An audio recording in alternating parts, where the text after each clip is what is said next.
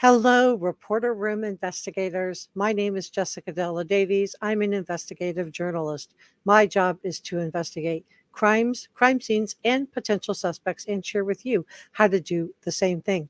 If you haven't subscribed already, please join the Reporter Room family and subscribe.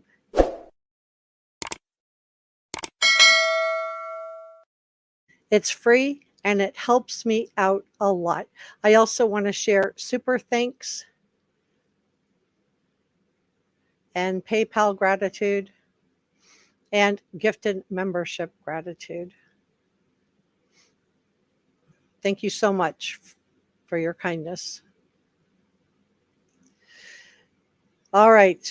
And I want to thank our producers, George Brown and Jazz, Angry Mons, Not So Saintly, Debbie Jo, and Sasha Angel, and our awesome channel members. So come on in, you guys. Come on in. We have a lot to talk about. I have a rather long live stream planned. I hope I can get through everything in the time that we have allotted.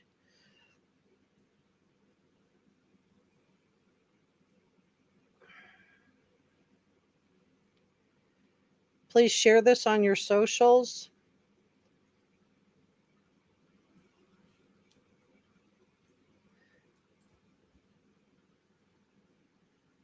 Thank you to all our channel members for keeping our channel going. We could not do this without you. Thank you to all of our subscribers. So I'm going to say hello to chat. Come on in and tell me where you guys are from. And then we're going to dig into it. We have Holly is here. Welcome, Holly. Glad to see you. Hi, Njaz. This is our head mod, Njaz. We couldn't do the show without her. If you see people with wrenches, those are our mods. Organized Confusion is here. Welcome. Deborah's here. Jamie's here. Hi, Jules and Regina and Tamara. Come on in, guys. Denise, tell me where you guys are from. Love is here. Selena's here. Memphis Granny is here. Hey, good to see you. Hi, Anne. Welcome. Hi, Leslie. I'm glad you guys are here. If you want to share this on your socials, please do. We have Kansas in the house, Australia in the house. Sassy Hound is here. Florence is here. Glad you're here, Florence. Leslie's from Oregon. Is it Oregon or Oregon? Oregon. Hey, Kim from South Carolina and Bernadette. Oh, beautiful, sunny Florida. Very nice. New York is in the house. Ella's here. Dioxio, I hope I'm saying your name right. Just listening in the background. Happy Memorial Day weekend to you as well. We have Njaz. Crystal's here from Newton. Wow. South Carolina's here. Regina's here. Welcome. Stacy, I'm glad you guys are here. Come on in, guys. Come on in. Let's get everybody in here. And I have so much to talk about, you guys. After last week, I did get some fallout. You guys know I'm on here with my own name and my own face.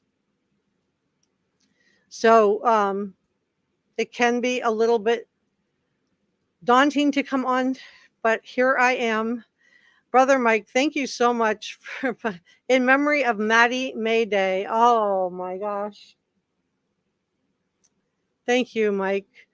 In memory of Maddie Mayday, buy a coffee or a drink on me. I will definitely get a couple of cups of coffee with that. Thank you so much. And thank you for remembering Maddie Mogan. Welcome, you guys. I'm so glad you guys are here. Pam is here. Thank you so much, Lisa. I really appreciate you very much. Thank you so much. You guys know these get demonetized, so I do really appreciate your support. It helps me out a lot and allows me to continue covering the case. Bob says, I always feel more informed after watching. Thank you, Bob. Pepper says, happy Memorial Day, roommates. Yes, happy Memorial Day, reporter roomies. Thank you so much, Julie, for the super thanks. I really appreciate it. I really do. Thank you so much. That is just so nice. Terry Ann is here, says greetings from Florida. All right, so let's, and we still have people coming in. Kimber's here, Trina's here, and Brother Mike is one of our mods. He is welcoming everybody along with Jazz. So come on in, you guys. Happy Memorial Day weekend to everybody. So I hope everybody is going to have the day off. If you had somebody who served and that you lost them, I just want to give you my deepest condolences and sympathies.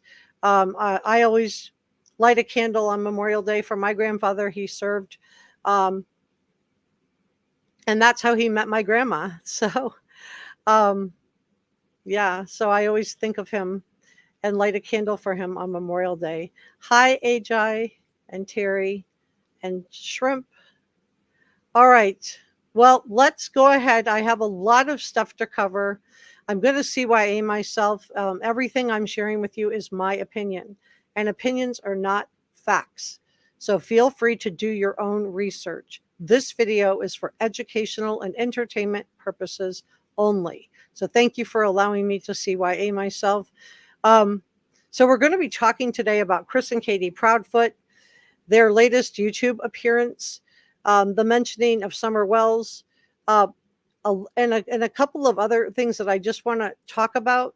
Are you watching closely? So Chris Proudfoot was on another content creators panel and announced the best part. You heard correctly. He said the best part of Sebastian's disappearance was that he left no evidence. So I would think a statement analyst will have a field day going through Chris and Katie's comments, because Katie got on there too. Because why would anybody think that the best part of Sebastian's appearance, unless you didn't want evidence to be found, was that he left no evidence? What did you guys think about that? I'm not going to play it because I don't know this content creator very well. I don't think they would copyright, but I just don't know. I don't want to have any drama with anybody. So sadly, people have either become Team Seth or Team Chris and Katie. But let me just be clear that none of the parents have been cleared by law enforcement, although some of them have proclaimed that they have been cleared. But we have not heard law enforcement come out and say that any of the parents or the people surrounding the parents have been cleared in this case. And the reason that law enforcement cannot clear any of these people is because they don't know what happened to Sebastian yet. And for the people that were, who are saying that we're supposed to only talk about Sebastian's disappearance and not discussing the parents, I respectfully disagree with your opinion. You're certainly entitled to it. But I think a large part of what happened to Sebastian, whether you think he was pushed out of the house that night, forced out, whether he was ran out because something was going on in the house that night, or if you think he never made it back to the house, no matter what your theory is, it is going to come back in some way, in my opinion, related back to the parents. So if Sebastian ran away, what was going on in the household with Katie Proudfoot and during that phone call, that 3-hour phone call with Chris Proudfoot?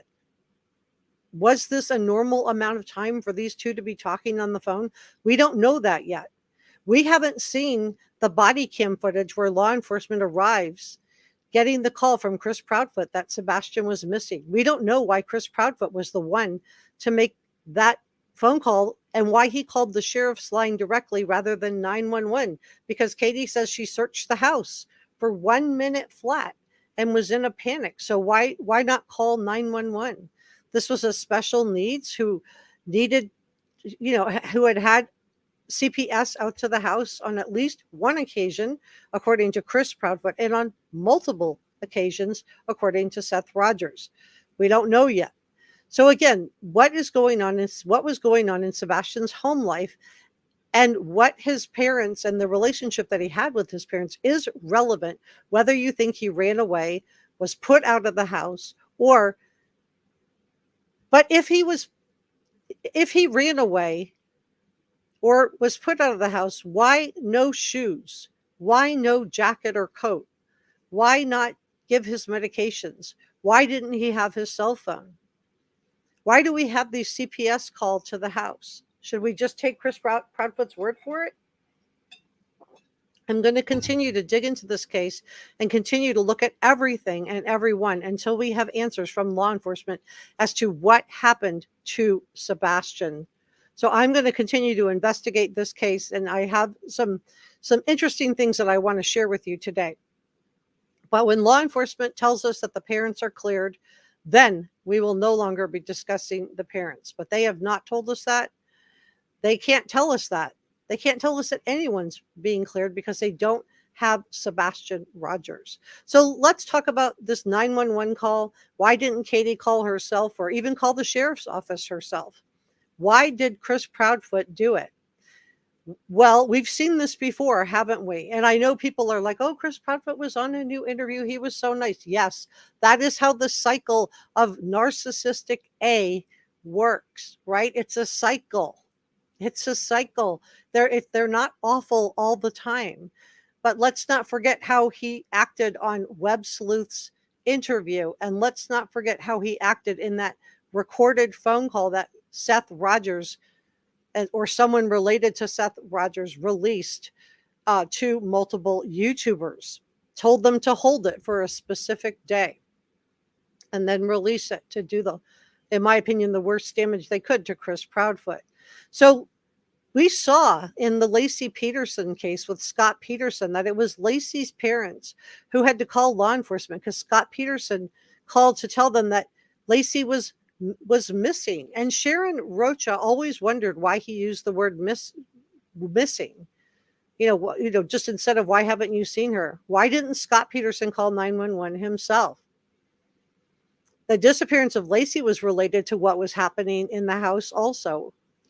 And what was happening in the marriage outside of the marriage, since Scott Peterson was cheating on Laci, a very pregnant Laci, with Amber Fry. That's a motive. And we're going to talk about motive, means, and opportunity in this case as well. So to be clear, Amber Fry did not know Scott Peterson was married. She was not having an affair with a married man because he lied and told her he was a widow.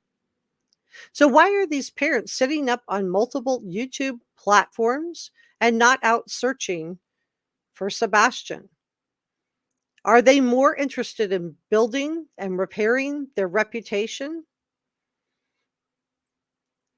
And before you say, oh no, they would never do that, are they going to start their own YouTube channel?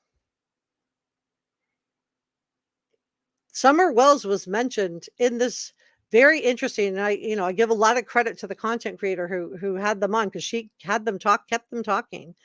But before you say, oh no, they would never start their own YouTube channel, think about the Summer Wells case and think about the comparisons of Summer Wells to Sebastian. Summer Wells was driven all over Kingsport, right, on her last day. Maybe that was their version of the best day ever. She was taken swimming, she was taken to Sonic, and then they went to the grocery store. Was this all alibi building? And are we seeing the same scenario play out again? Are you watching closely? So I heard Chris Proudfoot mentioning the Summer Wells case multiple times on this other content creator's live stream. And she and her panel just kept him talking. They were giving Chris Proudfoot plenty of narcissistic supply. He, ate it up. And pretty soon Katie came on and started talking also. And we learned something new. We found out that Sebastian is allergic to grass. Okay, so knowing now that Sebastian is allergic to grass, what do you think the odds are that Sebastian walked out of the Proudfoot house without shoes on of his own accord? That he stepped off the front porch without shoes on? Was he shoved out the door? Was he put out of the house? Because it's very hard to believe that someone who was allergic to grass would have left voluntarily without his shoes, without his cell phone, without his jacket. This also reminds me of the Chris Watts case, right? Where we were expected to believe that Shanann walked out of the house with Cece and Bella without the car seats, without her cell phone, and without her purse. We all sat there and watched Chris Watts do that porch interview. And we all felt like something was off. His affect is off. And the same feeling, those same red flags, we're getting now. So here we are a few years later, and we're watching Chris and Katie Proudfoot giving their interviews, and things just don't feel right. They don't add up, they don't sync up. Katie says she was looking for Sebastian in a minute flat, and then she became hysterical. Why would you be hysterical after just 1 minute of looking? He's 15 years old. Maybe he went to the bathroom. Maybe he went outside to catch a breath of fresh air. Why would you be frantic, or in her words, hysterical? Why in her words, these are her words, a minute flat. We have Katie looking for him and then getting in the car. And one version, she tells us that she was called Chris Proudfoot from the car. In another version, we have Katie getting hysterical, and she called Chris Proudfoot from inside the house so he could tell her where to search for Sebastian. So we all watched Chris Watts on that porch interview. We all had red flags on his demeanor. We saw duping delight. He was practically giggling, laughing, and his bizarre affect, because Chris Watts could not pretend to miss Shanann and the girls, even when he was on TV. And now here we are. We watched Chris Proudfoot giggle multiple times in an interview with Katie. Is this duping delight? Is this nervousness? I don't know. But we're watching Katie not calling out to Sebastian from the TV to tell him that she loves him. We don't see that. To tell him that she'll never stop searching for him. This should have been happening early on, but she wouldn't even get in front of the camera for 8 days. And Katie says that when she finally did get in the camera, she said she would never stop searching for Sebastian. But the problem with Katie Proudfoot is that she never started searching for Sebastian. So I want to talk about who's running off, who's bothering all these searchers. YouTubers got blamed. You guys got blamed. We got blamed. When the United Cajun Navy got run off from the search. But who really ran them off? Because it wasn't us. We want Sebastian to be found.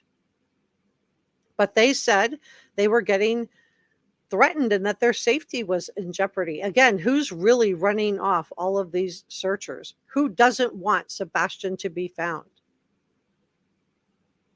Who's taking down the flyers of Sebastian Rogers? Because it's not us. We're not doing that.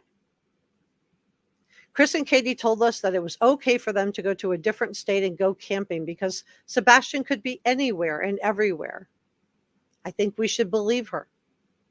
I think we should believe her that Sebastian could be anywhere and everywhere, because the idea that Sebastian, who we learned is allergic to grass, went out into the night with bare feet in February with no coat on, with no cell phone, with a flashlight to run away without his medicine and no clothes, no shoes, doesn't make any sense. We don't even know if Sebastian made it home that day from the Texas Roadhouse restaurant. Can we believe the timeline that Katie gives us? Because she tells us these stories, but we've already seen inconsistencies in Katie and Chris Proudfoot's stories that they've shared with us. And we've all heard that Chris and Katie have not spent a single day out searching for Sebastian. Katie claims that she couldn't go search because law enforcement told her to stay at the house in case Sebastian came home. And we all said, okay. And then as soon as the coast was clear, she abandoned the house to accompany her husband, which takes me back to the video where I told you guys I wondered if Katie was making a choice between Sebastian and Chris Proudfoot. Watching Katie in those interviews, it's almost like watching a hostage situation. Katie's barely allowed to speak. And then we've got Chris Proudfoot coughing to keep her on message. I want to give credit to Chronicles Olivia and also Evil Exists for catching this. I just want to play this for you guys. This is really interesting. I jumped in my car and I drove around the neighborhood and I drove over by the school, and he's already at this point I was like hysterical and I was crying. Remember that Agent Tammy Lee in the Chris Watts case told us that Graham Coder, who's an FBI agent also, wondered if Chris Proudfoot kept touching his neck because of what happened to Shanann. Are you watching closely? Hysterical and I was crying. And I jumped in my car and I drove around the neighborhood and I drove over by the school, and he's already at this point. He's already.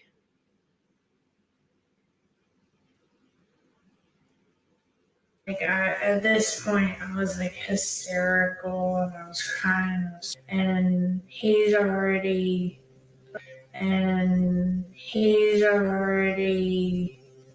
Katie is motioning towards her neck. She most certainly is motioning toward her neck. Good catch to Evil Exists, who caught this. He's already. And then Chris Proudfoot's going to cough.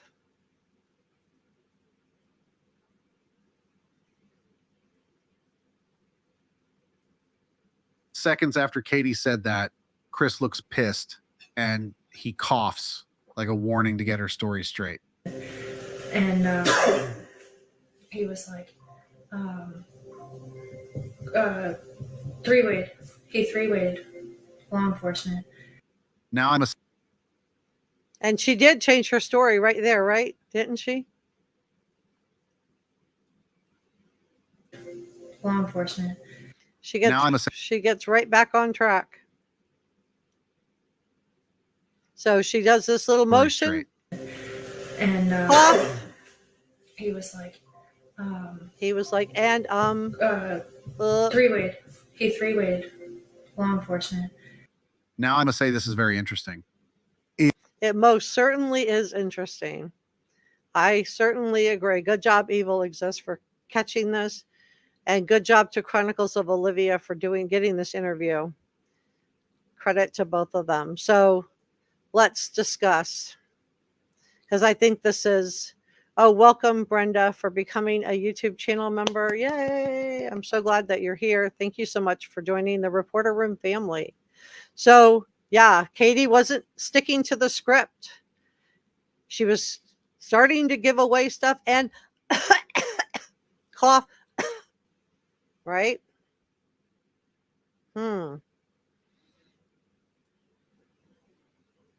So we heard from Agent Tammy Lee in the Chris Watts case. She was talking about the Chris Watts case. She said that she said that Graham Coder noticed that Chris Watts repeatedly rubbed his neck and wondered if this is how Shanann had been done away with. So when we're looking at this footage of Katie from Evil Exists, and she's describing that, and then we have Chris Proudfoot coughing to get her back onto the message, onto the story, in my opinion. This is just my opinion. But this is the only time I've really seen him cough like this, and Katie immediately stops what she's saying and changes the direction of her story. So I think it's very, very telling. If Sebastian did go, and I have multiple packages for you guys, we're going to talk about this and just some more stuff, but let me just dig into this a little bit. So if Sebastian did go running out in the night, we're supposed to believe Katie's version of events, that she was on the phone with Chris Proudfoot for 3 hours, which conveniently is the amount of time that it takes to get from Memphis to Nashville. I think Chris said 3 hours and 17 minutes door to door, if I'm not mistaken. So we've all heard Chris Proudfoot proudly mentioning early interviews how he was out of town. He wanted to make sure that everybody knew that he had an alibi. statement analysts call this alibi building, and it is a red flag, in my opinion. Because Chris Proudfoot's very worried about his reputation. More worried about that than finding Sebastian.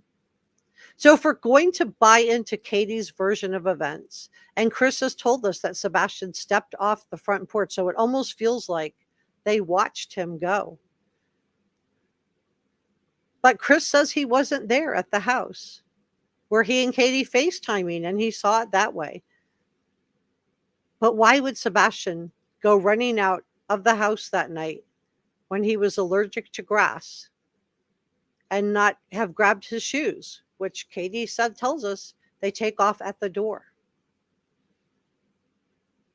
We don't even have proof that Sebastian made it home from the Texas Roadhouse Grill restaurant that night. We have Katie's word for it. Katie, who was completely prepared to give up custody of Sebastian to Seth in exchange for getting Chris's daughter, Faith.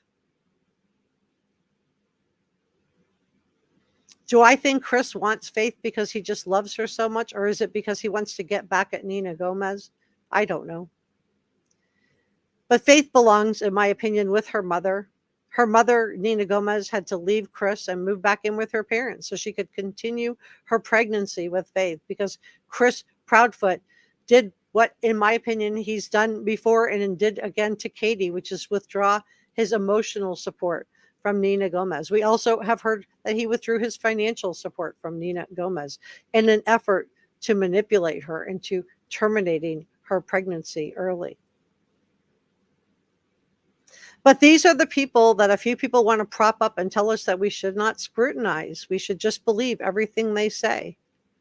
We should just buy Katie Proudfoot when she sounds downright chipper, when she talks about making breakfast for Sebastian and describes it as a fun fact.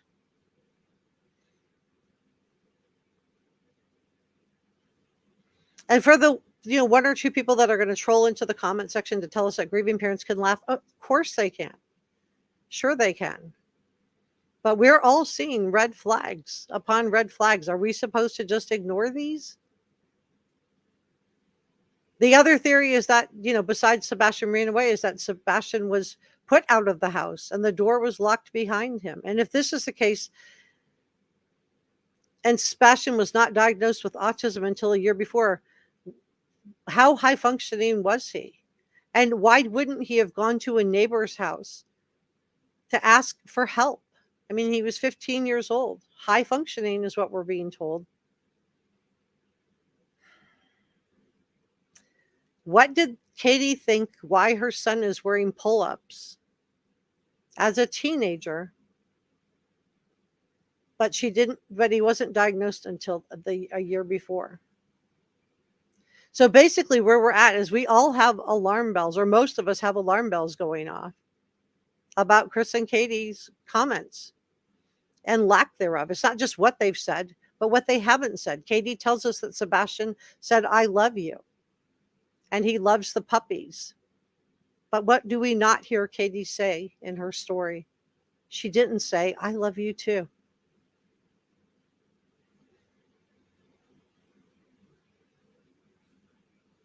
There are multiple versions, and they just don't make sense because Sebastian didn't just evaporate out of that house. He wasn't beamed up onto the Starship Enterprise. He was high functioning, autistic, who liked to play chess, who didn't even get diagnosed until 2023. So it doesn't make sense that a high functioning person, teenager, would go out of the house in February without a coat, without his shoes, without his medicine, without his cell phone. Was he pushed out the front door without these things? Was it supposed to be a punishment? Did somebody get enthralled with their phone conversation? Or maybe have a couple of drinks? Or maybe took, an Ambien and fall asleep. And then woke up, went to go wake him up and realized he wasn't in the room. And then, of course, would go into a panic in 1 minute flat, right?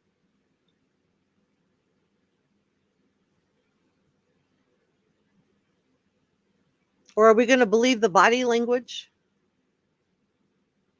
So I'm asking you guys to do critical thinking. Do you put a 15-year-old to bed?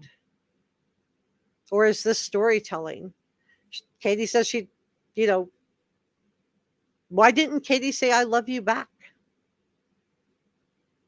Maybe it's because this never happened. And the I love you was just added in, like statement analyst Peter Hyatt thought, which is that it was just simply a way to make herself look good as a mother.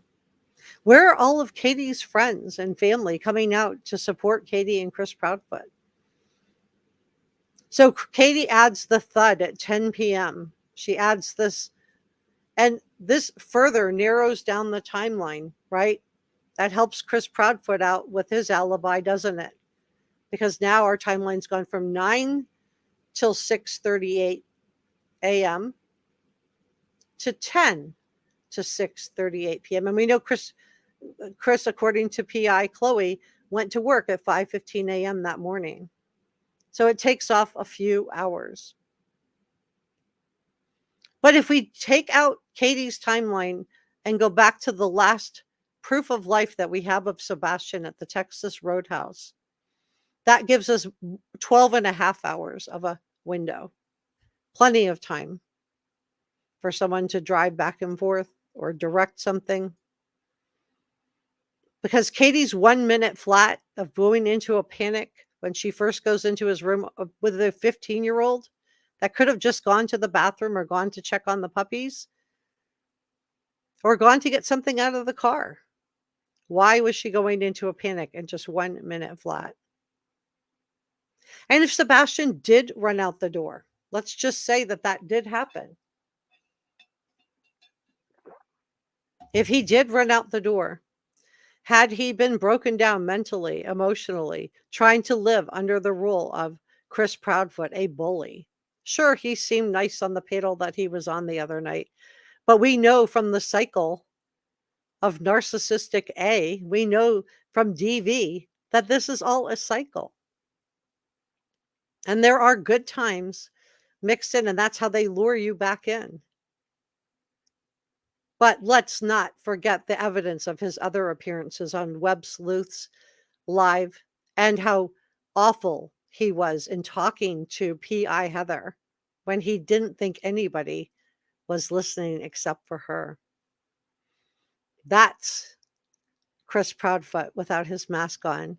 So just remember, this is a cycle. So do we believe that Sebastian, after telling his teachers whatever happened to him, we still don't know because Chris Proudfoot tells us it wasn't related to the belt, the CPS call. And Chris Proudfoot says that Sebastian was making up false reports. And apparently Katie must have backed him up, right? When CPS came to the house. She didn't back up Sebastian because, according to Chris, Sebastian was told not to make up stories or you'll get in trouble. Wow, how many times have we seen mom and the new man in her life? How many times have we seen this scenario play out?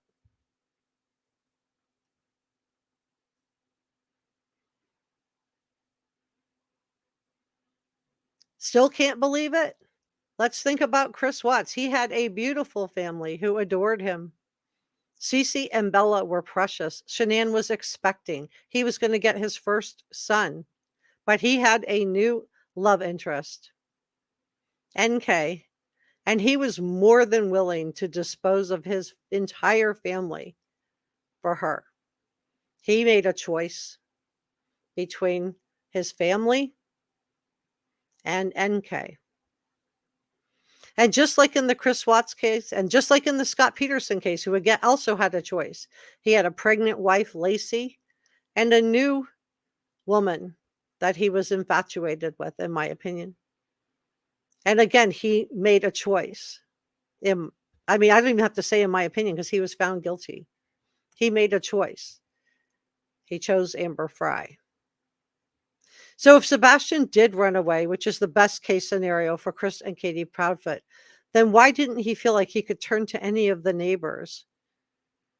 Was he being told in his own home by Chris and Katie Proudfoot that no one would believe him?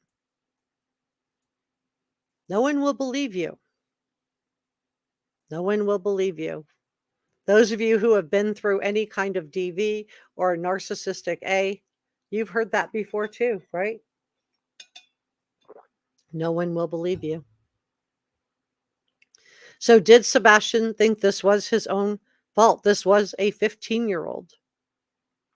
Kids tend to think everything is their fault. Did he feel like he couldn't turn to his teachers at school? Because when he tried to tell them what was happening and they tried to help him by contacting CPS, did his mom, Katie, not advocate for him and instead stand by and lie for Chris Proudfoot? Allegedly, in my opinion. Did she? I've never heard Katie talk about this and how she backed up her son. Sebastian didn't just disappear. Summer Wells didn't just disappear. And when the parents of missing children are told to wait in their house in case their child comes home, they stay there. They don't vacate the home to go camping unless they know that he's not coming home. And we have stood by watching as Katie repeatedly chooses Chris Proudfoot over Sebastian. I'm going to accompany my husband to work instead of staying home where law enforcement told me to. And meanwhile, these two are gaslighting us, telling us we're not doing enough to find Sebastian, that we're being unkind by having red flags about them while they're out shopping for motorcycles, going out for dinner, and vacating the house instead of looking for Sebastian. Who's taking down these flyers? We're going to talk about whether Sebastian ran out, whether he was lured out, whether he was pushed out in just a second. Let me check in with chat. And I have 1, 2, 3, 4, 5, 6 packages still to go through, you guys. We have so much to talk about. So let me just check in with chat. I do want to see, please tell me any questions, any comments you guys want to share. Just keep it G-rated, you guys. Keep it G-rated. Just like I don't use certain words, please don't use them in chat. Lisa, thank you so much for your super sticker. I really appreciate that. Lisa says, what about the niece? Did they take her home? Does she live close by? Did she go to their home? I don't know. Great questions. How dare we suspect and question them? How dare we LOL according to that? Well, let's not, I don't want to cause any drama with myself and other YouTubers. I just don't do that. If you guys know who the YouTuber is, just leave that person out of the conversation, because the YouTuber, I think, did do a good job. She kept them talking. So and I feel like that was very helpful. I'm sure, that was very, very helpful. She kept them both talking. So I don't know. I don't want to say anything negative, because that may have been her thought process. The subconscious mind seeps through. It does, doesn't it? Look where the hand is, you guys. Lisa says, Katie Proudfoot, who Chris Proudfoot is, and already too late, Sebastian. Well, we don't know, but zero maternal instincts. Yeah. Looking Beyond says, I'll bet one of the CPS calls was for Chris. I don't know. Perry says, I say we find Sebastian on the way to Clarksville in search of his dad. It fits his story. Could be. Katie tells us he could be anywhere and everywhere, and I think we should believe her. Pepper says, I meant the camper. Has the camper been searched, or the construction site that Chris was working at? I don't know. We don't know any of this information, because law enforcement has not told us. This is why I'm telling you, the parents, they can tell you all day long that they're cleared, but law enforcement has not told us that, and they're not able to clear any of the parents, even if they wanted to clear the parents. They can't clear the parents. They can't clear anyone, because they don't know what happened to Sebastian yet. Rachel says, I'm referring to any chance of finding him. Leslie says, Chris Proudfoot is a bully. I seriously doubt child Protective Services told Sebastian not to make up stories. I wondered that too. Or did Katie also call him out and call out Sebastian, and rather than defend her son or get help for her son, did she support Chris Proudfoot? Did she choose him in that conversation? Because she chose Chris Proudfoot over waiting in the house for Sebastian to come home.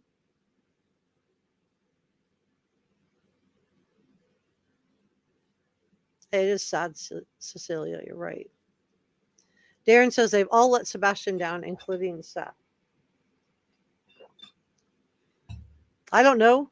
I don't have any problem with Seth. I mean, we're not going to talk about Seth today, but he hasn't been cleared either.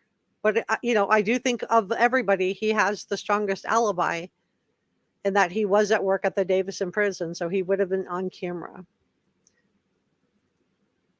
Mary Moore says, I believe Chris was there when Katie came home with Sebastian and the event happened. I believe this was planned. Yeah, and Seth thinks so too, right? When he was getting his lie detector and he was talking to the polygrapher or polygrapher, he says that he thinks that Katie gave him too much medicine to sleep. That was his honest assessment when he was asked what did he think happened.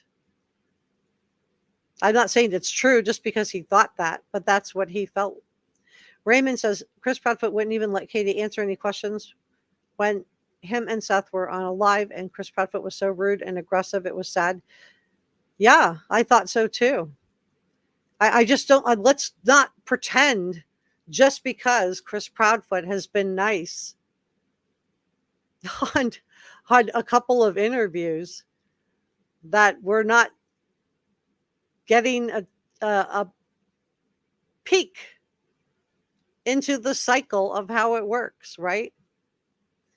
Let me just share this for a second. I'm going to come back to that video, but let me just share this really quick with you guys. Okay, so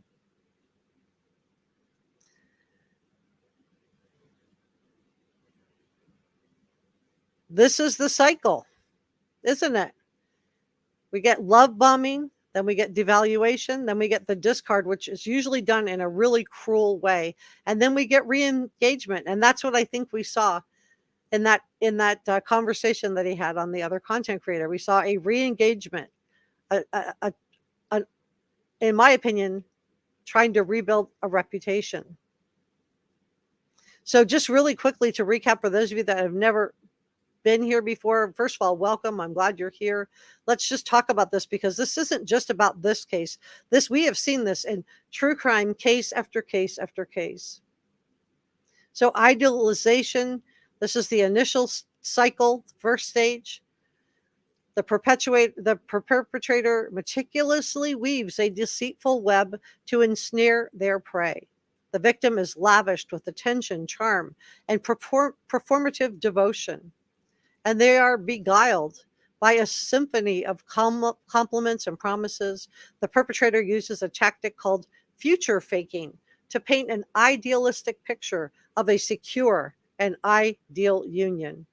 The victim is seduced and placed on a pedestal where they are touted as the center of the perpetrator's universe.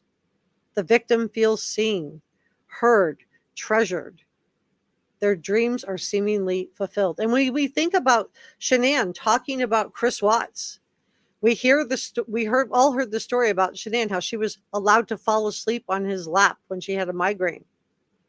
And he didn't get up, even though he had to go to the bathroom. So that's the idealization phase. It's a trap. That's the cheese with the trap.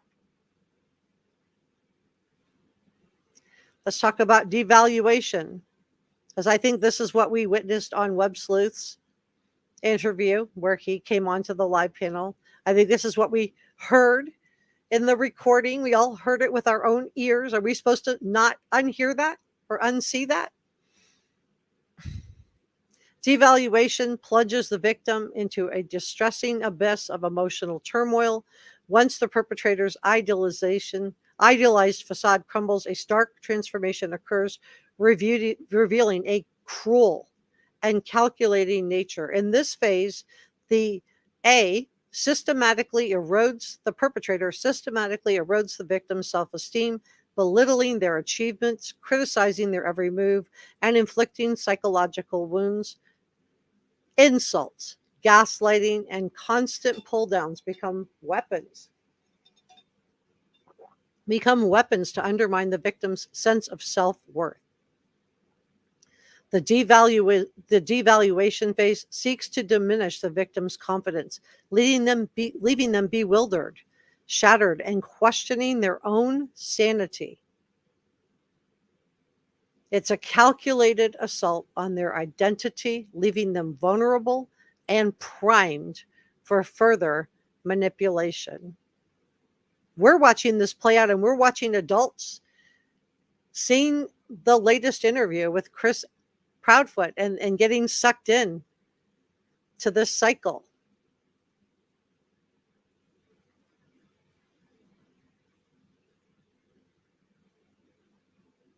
And you guys may have gone through this cycle yourself. You may know this cycle well. Blame shifting, constant criticism, emotional neglect, exploitation, gaslighting, intermittent reinforcement. Because they're not going to be awful all the time, right? Because then you would leave. Isolation. We saw this with what he did to Nina Gomez, right? One day he idealized her, and the next he was completely indifferent, cutting off all ties. She had to go back and live with her parents to continue and be able to have faith safely. Isolation, the silent treatment, and triangulation. So was this being done to Katie?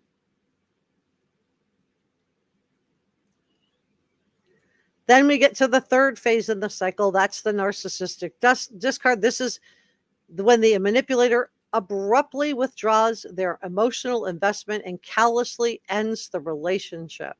During this phase, the perpetrator views the victims as devalued, a negative object. Remember, they don't see us as people. We're not people to them. We're just objects to give them narcissistic supply or not give them narcissistic supply. So they devalue the victim, and therefore the object, which is us, we must be ejected from their grandiose presence. The more narcissistic the perpetrator is, the more coldly and cruelly they will treat the victim during the discard. There's no longer any need to hide their true nature. So the false persona, that mask, drops, leaving the victim horrified to see the con artist hiding behind that mask. We saw that, right? We saw that on Web Sleuths Live. We saw that mask slip. We heard it in the tape that was released between Chris Proudfoot and private investigator Heather, whose only crime was that she tried to help find Sebastian. And then re-engagement, which is what I think we saw on the interview on this other content creator. This re-engagement. So, a lot of people get re-sucked into this. This is why it works. So most people think the perpetrators of narcissistic would leave the victim alone after actively trying to destroy them. However, people who indulge in this tend to have low empathy. They don't have any genuine remorse for the pain they've caused other people.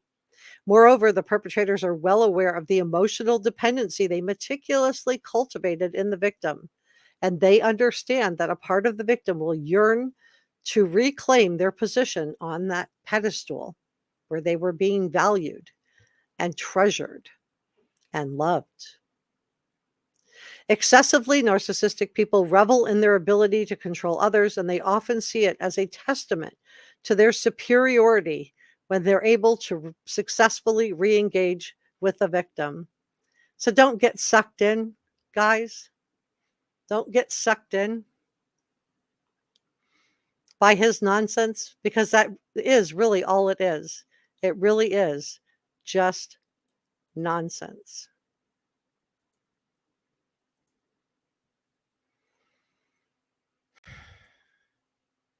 It really is just all nonsense.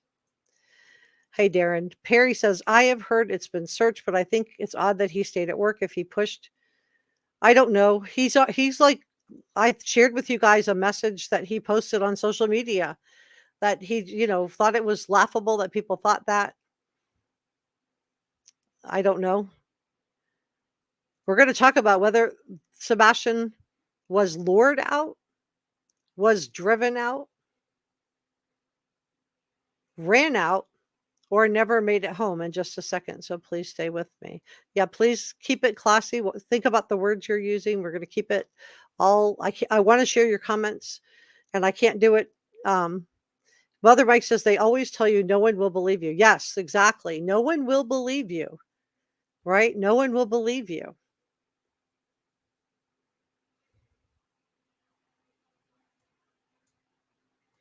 Texas Rose says Sebastian Rogers did not run away. Lucky Beyond said Chris is the only one that has a motive, in my opinion. Raymond says angry when, yeah. And then where was Katie when they did come to the house to interview Sebastian with whatever was told at school, which Chris Proudfoot tells us that it didn't have anything to do with the belt. Didn't have anything to do with that. So why were they there? And Seth tells us there were other visits. But we're supposed to ignore all that because Chris was nice on a live stream. We're supposed to ignore our own red flags. Roxy wants to know if people believe that law enforcement is aware of this. Oh, they're aware of it. They're aware of it. I have no doubt they're aware of it. Rachel says, my biggest fear is it turns out like the Harmony Montgomery case, he isn't found. And in Harmony's case, yeah, very, very sad. That's another reason why I don't think that the judge should do anything with Faith except leave Faith where she is. Leave her where she is. Till we know what happened. Till we have some answers. When in doubt, let's protect Faith.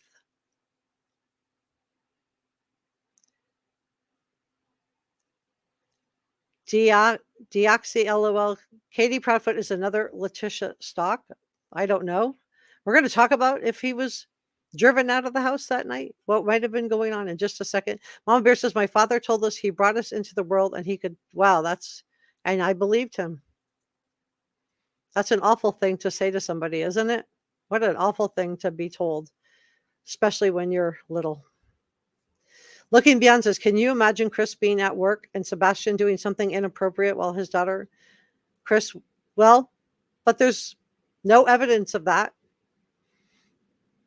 We haven't, I think, and if there was, then that would be a motive, wouldn't it, to get rid of Sebastian? So maybe there were some negative things about Sebastian. Katie's repeatedly told us that he was going through puberty. Right? We've repeatedly heard from Katie that he's going through puberty, that he was growing a mustache. Was he becoming a little bit more aggressive? Was he becoming a little bit harder to control? Do they not want to tell us that because that would give them a motive? Diane says, I agree they are responsible and no way can picture this young man walking out of the house. Regina says, no, neither of those children left on their own. Linda says, I would like to know why Sebastian's bedroom light was flipping on and off. That's what some of the neighbors have been talking about. He might have been asking for help then. Could be. And I think it's really interesting. We have not heard from one single neighbor to come out and tell us what awesome parents Chris and Katie were. They could at least, even in other cases, we have people come out going, I just can't believe that they did that. We haven't heard anything like that in this case. Where are Katie's friends? Or was she being successfully isolated? Where are Chris Proudfoot's friends? Who's taking down all those flyers?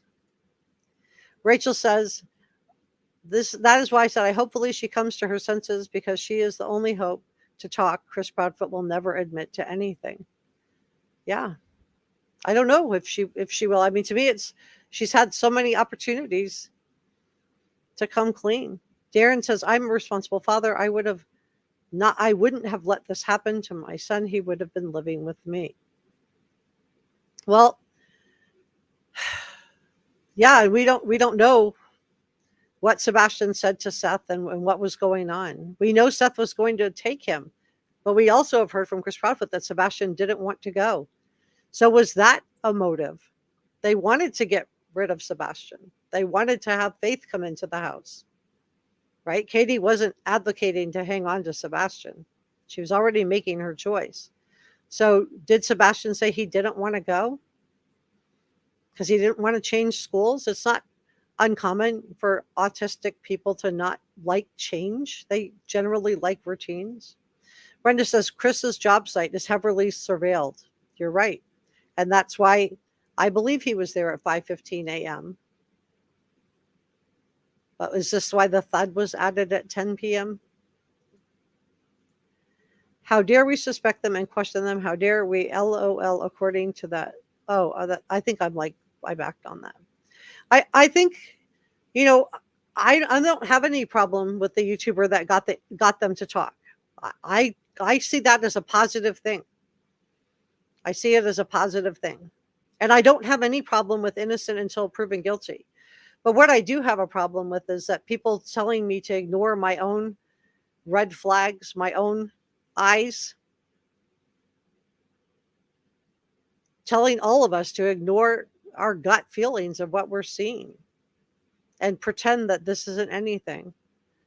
Thank you for that, Lisa. Diane says these parents do not want Sebastian found. Addis says, this case is really heartbreaking, frustrating. CPS really failed Sebastian. Just listening to the Proudfoots talking about Sebastian, has anyone imagined what he was going through? Yeah.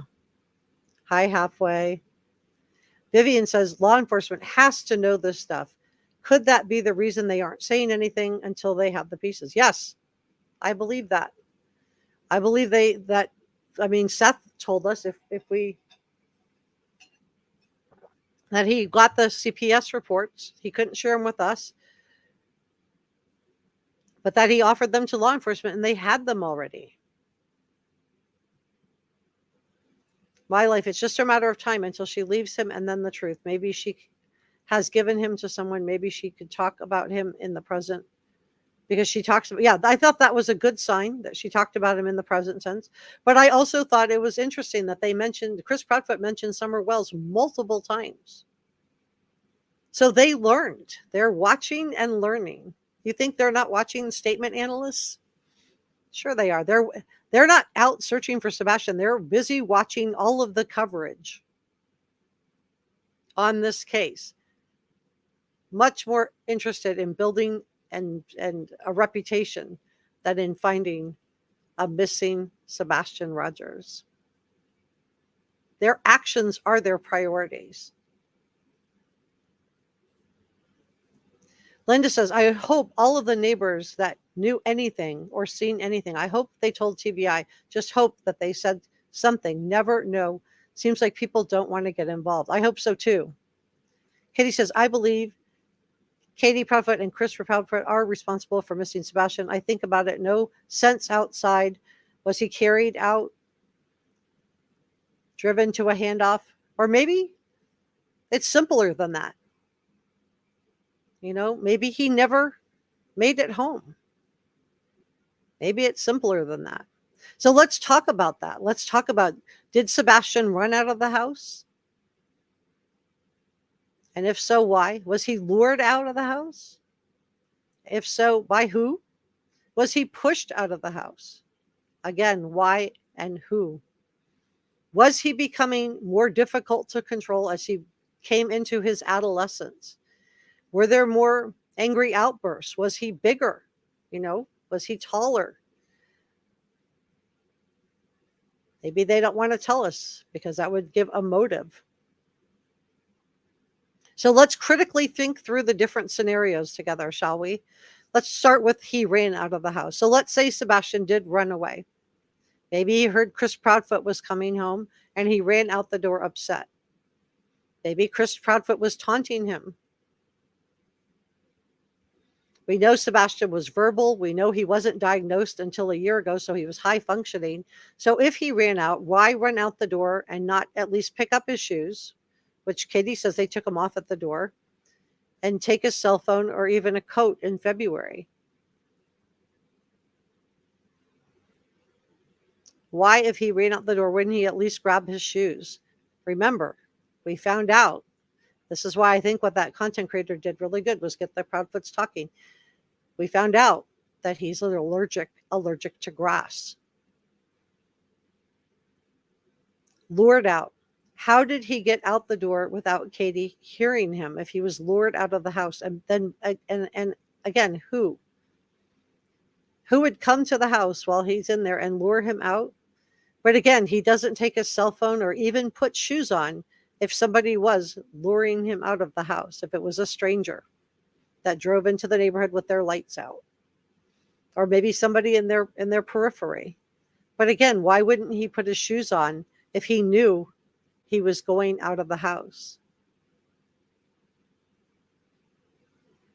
Pushed out. If he was pushed out of the house, was this emotionally pushed out of the house or physically pushed out of the house? But this would make sense as to why he wouldn't have had his cell phone, a coat, or even shoes on. But why didn't he feel like he could go to the neighbors then if he was cold, without shoes, without a coat? Had he been told over and over that no one would believe him? Remember, he told his teachers, and according to Chris Proudfoot, CPS came to the house and didn't believe Sebastian. Is that because Katie didn't back him up? We know from Nina Gomez how he acted toward her children from a previous marriage. How inappropriate, and I'm watching my words here, Chris Proudfoot was with her children. So why should we believe he's any different with Sebastian? Except this time, he didn't have a parent who was willing to stand up to him. He had somebody who had gone through her own trauma, that we've been hearing allegedly that her mother is a registered SO. So if Sebastian was pushed out of the house, does this let Chris and Katie off the hook? No. But it makes sense as to why he would have left without a coat in February, without shoes on, and without his phone. It makes sense as to if maybe he didn't feel like he could go to one of the neighbors. Had he been told over and over and over that no one would believe him, and he was pushed out, does not let Chris and Katie off the hook. It's possible that he was pushed out and somebody nefarious, opportunistic, saw him on the road and picked him up. That's also possible. But why haven't we heard from any of Sebastian's teachers, the neighbors? No one has come out and say they thought that Chris and Katie Proudfoot were good parents to Sebastian. Not one person. Where are their friends? Where are Sebastian's teachers to say they would never do this? Why aren't any of these people, Katie's friends and Chris's friends, why aren't they helping to search? Even Scott Peterson and Chris Watts had friends.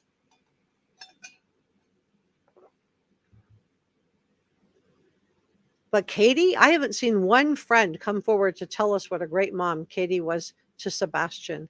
Are you watching closely?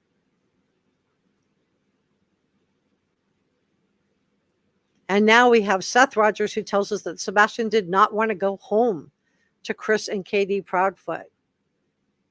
And I think it's important to look at Sebastian's family life because, in my opinion, this is a contributing factor into what happened to him, whether he left the house of his own accord or was lured out or was pushed out.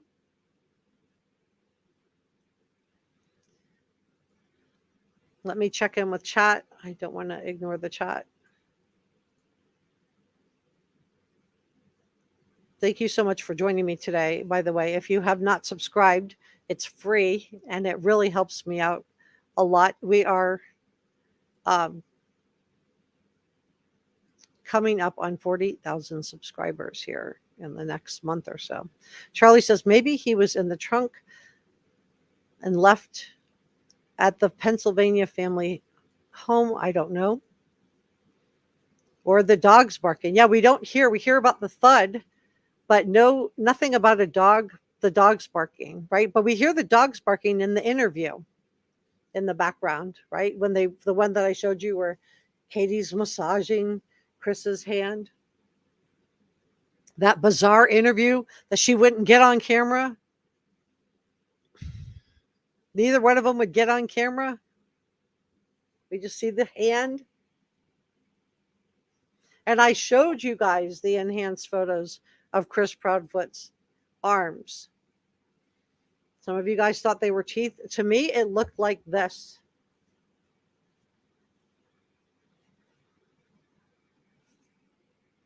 Was that an altercation with Katie? Was it an altercation with somebody at work? Or is it really just the dogs? But the nail marks don't look like puppy nail marks. Red Mama says, I work with 4 different families with an individual and each home on the spectrum. Sebastian would have thrived in any one of their homes. He would have thrived. I believe you. Perry says, the police have said there is no proof he ever left. Yeah, and we don't have any proof that he ever made it home either, do we?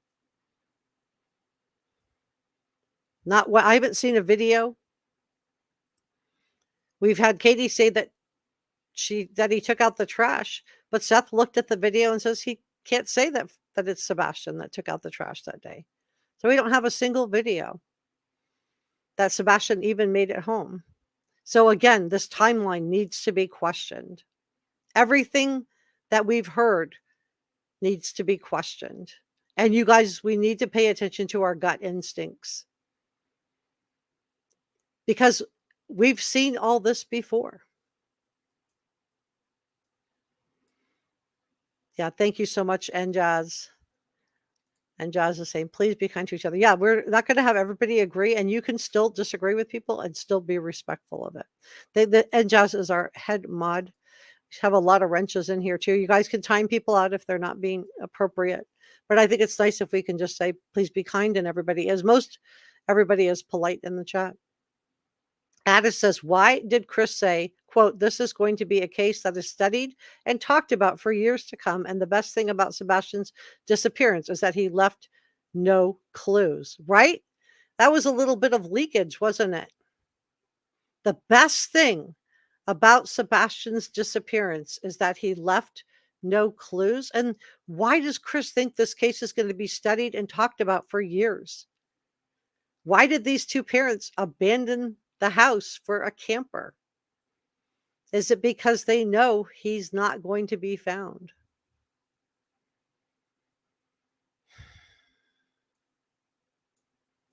Mama Bear says Sebastian was caught on several cameras that night, according to law enforcement. I have not heard that. Addie says, my oldest is allergic to grass, but only when it's being cut and in the air or freshly cut on his skin. Does your oldest prefer shoes to go outside in February? Because they know they're allergic to grass and they might encounter some freshly cut grass or not. What do you, I'm just curious because I've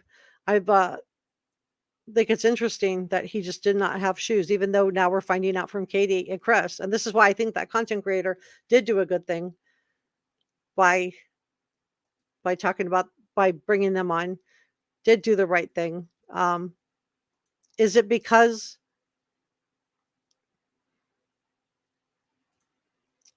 Royal says Katie knows where Sebastian is? Tanya says, I need an email to send this link. I don't do emails on that. You can DM me on Twitter. I'm at Davies Raider.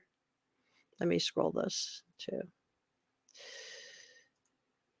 Yeah, I don't do emails. I don't do PMs on Facebook either. I do DMs only on Twitter.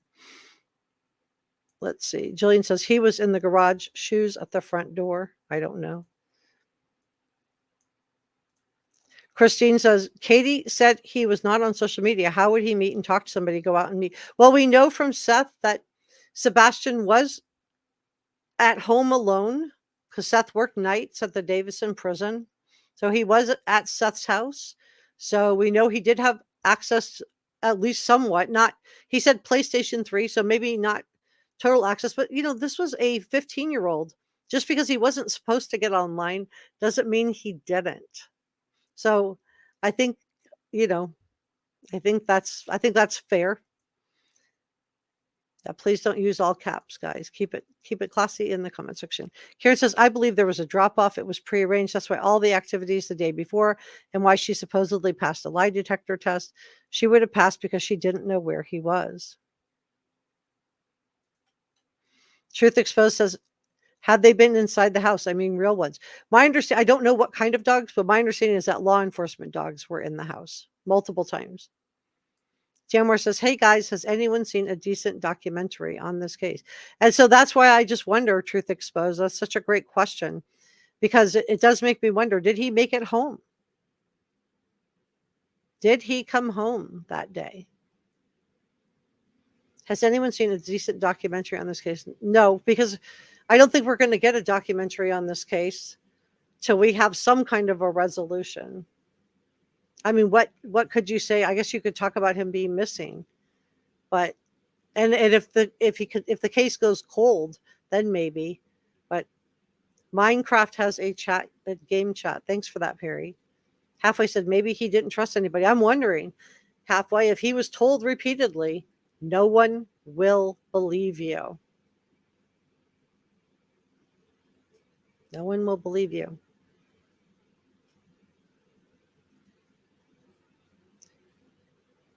Thanks, Sanjaz, for modding today. Musher says, is Sebastian's room carpeted? Just thinking about the thud. I don't know. I think it does have carpet, but I'm not sure. I saw pictures of it, but it's been a while. There isn't a documentary right now. I think there will be, but not yet. I think there will be, but not unless he's found. I do think he will be found. I do. Sally says, I can't believe this person manipulated me into doing. They're so charming, and I will flip out on you for absolutely nothing. Yeah, it's really scary how manipulative they are. And that's why I just wanted to remind you guys, have we forgotten what we saw on Web Sleuths Live? What we heard on that recorded phone conversation between PI Heather and Chris Proudfoot? Don't forget, and don't forget this is a cycle. If they were awful all the time, they wouldn't be able to suck us back in, would they? Sherry says, by Katie saying that Sebastian could be anywhere and everywhere makes me think I don't know. I don't know. Nancy Grace asked that, and they said his room had carpet. Thank you for that, Half Pint. This is why I love reading your comments. You guys have great comments.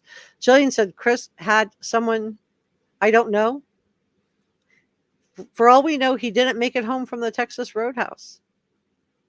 Addie says if he went out, I believe he went out the back or that weird side door back by Faith's room and ran out in an emergency, and that's why he didn't get his shoes. That's possible.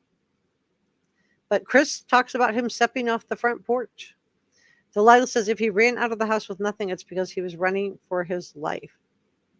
I don't know. Did Sebastian check the mail before he went to the Texas Roadhouse or after? Not that I've heard. Doesn't mean he did or didn't. I just haven't heard about it. Leslie says after that big day they had with all the food and fun day. Sebastian may have been wanting to stay, and then something happened when they got home. Very interesting. Vivian says no actual proof that Sebastian was taking out the trash. No, you're right. Seth tells us that he looked at the video and he could not say that it was Sebastian. It was too grainy. So you're right, Vivian. Carrie believes it's foul play. Dina Lynn believes, or the parents, friends, or other family. Yeah, where are all these people? Where are all these people? Karen says, suspicious of Chris Proudfoot's parents leaving for Alaska 2 days after the disappearance. Now, who's taking down all the flyers? Who's harassing the people who are trying to search? We heard this from Narcid Divers also. Because when we heard it from United Cajun Navy, I think a lot of us just thought, no, that's impossible. Who would harass United Cajun Navy? They must not want to search, because who would do something like that? We knew it wasn't us. We knew it wasn't us on social media. So who was it? Who was taking down the flyers? Who didn't want him found? Who doesn't want him found? H. River says, I think that the thud was Sebastian hitting the floor. But if that was the case, why not just call 911? Because that would be, yeah, we know, Janet's right. We know that one teacher turned Chris Proudfoot into CPS. We know that it was Sebastian. Either this teacher heard something from Sebastian that caused her to call CPS, or saw something on Sebastian that caused her to call CPS. What was it? We don't know.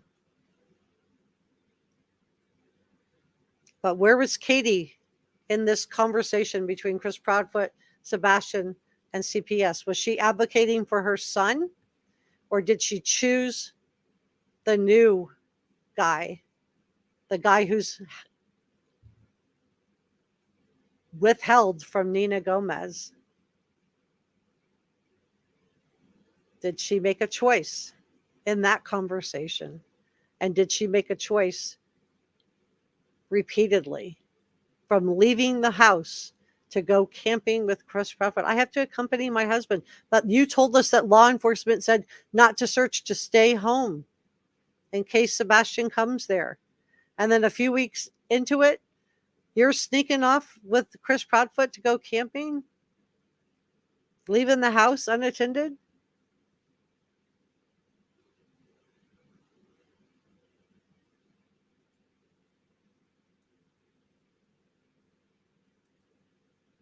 Tanya says, is there an email I can send a link to? You can send, if you want to send me something. First of all, if you have a tip, you should send it to the TBI at 1-800-TBI-FIND.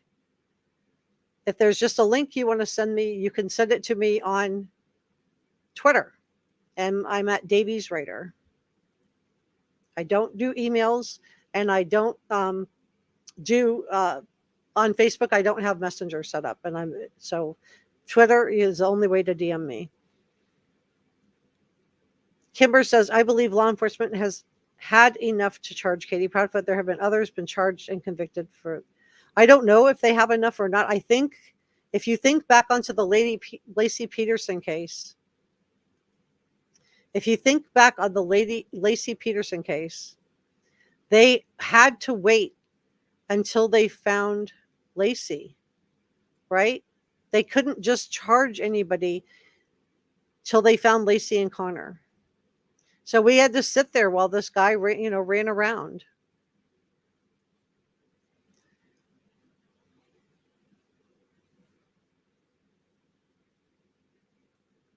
We had to sit there. Thank you, NJAZ, for gifting 5 reporter room memberships. Wow, you guys. This is really nice. Thank you so much, NJAZ. Wow. This is really nice. So if you guys don't know, we do regular members only live streams. We'll be doing another one on a Monday or Tuesday of this week.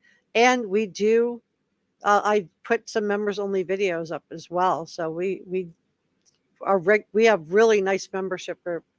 I also have a group on Facebook. If you type in Reporter Room and Sebastian Rogers, it's a really nice group of very nice people.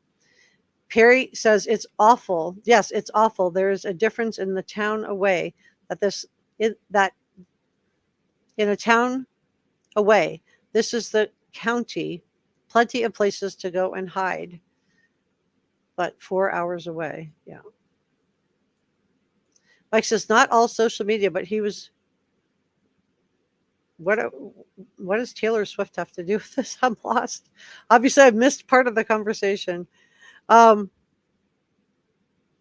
on social media, but he was. Are you talking about Sebastian was Googling about Taylor Swift? I know he liked Taylor Swift, but maybe I missed that part, Mike. And if I missed that, wow. Let me know where I can go look that up. Just you don't have to give me. Just tell me, where, and I'll go find that. Vivian said they've tried very hard to put out a timeline. Yeah, and the thud got added later. Chris Proudfoot was so worried to tell everybody that he had an alibi. But then,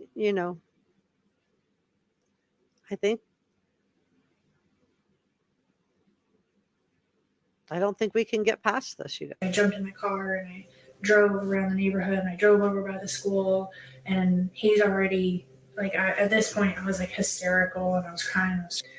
I jumped in my car. He's already drove around the neighborhood and I drove over by the school, and he's already at this point I was hysterical and I was crying, and he's already.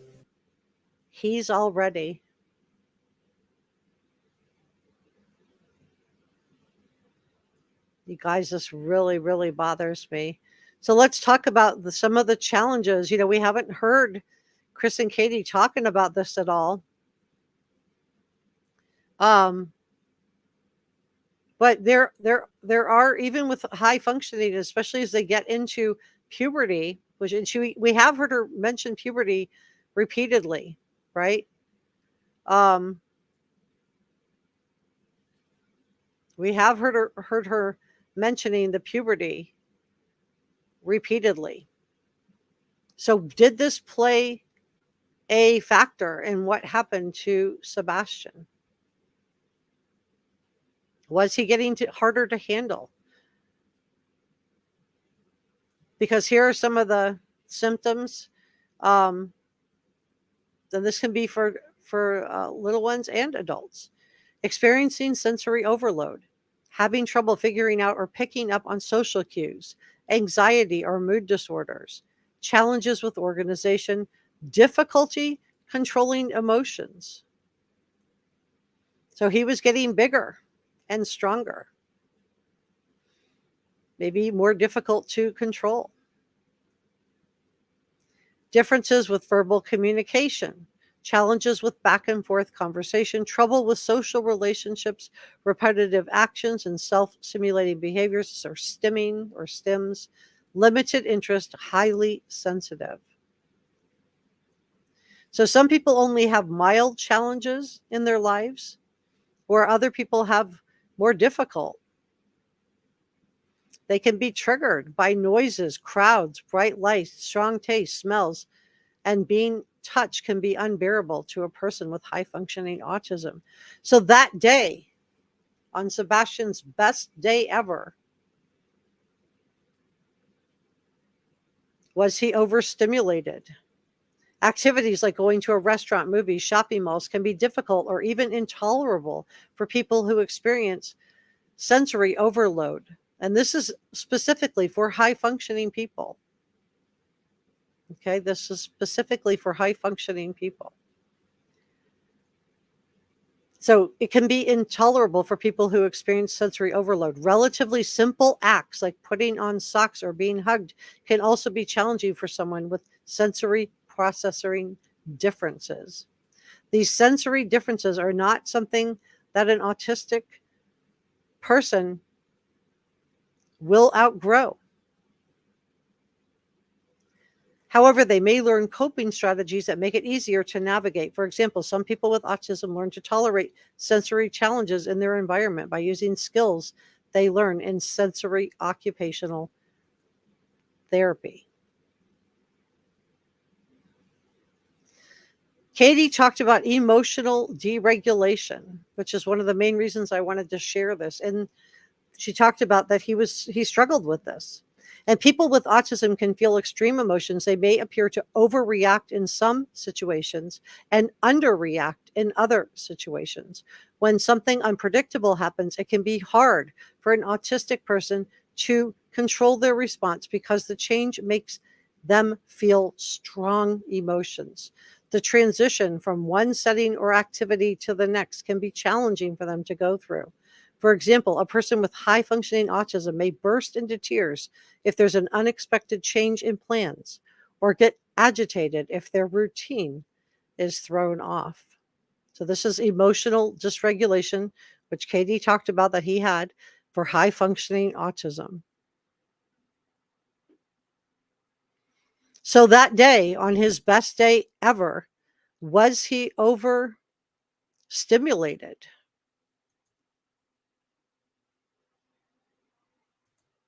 Did that send him running out of the house? Or did something more nefarious happen?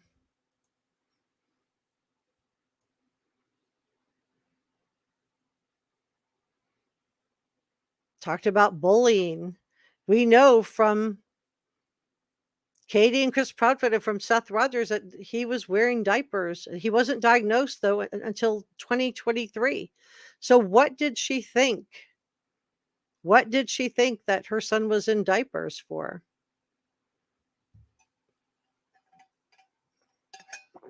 Would this have caused bullying and teasing? I would think so.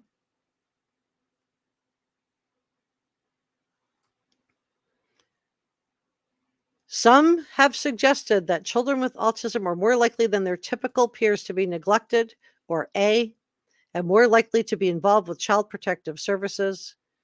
We know that this is the case in this case. The state departments in the United States tasked with overseeing children's well-being. Others did not show an association between autism and an elevated risk of A, although studies had limitations, including small or using outdated definitions of autism. So they compared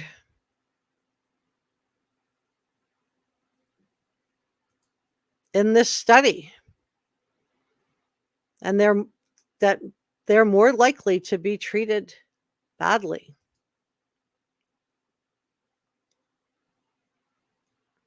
Is that what was happening in this house with Chris Proudfoot and CPS being called to the house? Chris Proudfoot says one time, Seth Rogers says multiple times, but should have been no times. No times. Shouldn't have been any times to have that called out. Let me check in with chat. I am going to check in with chat. Let me just thank our producers too. I'm not ending. I'm just want to say thank you to George Brown and Jazz Energy Shots. And whoop, I messed up.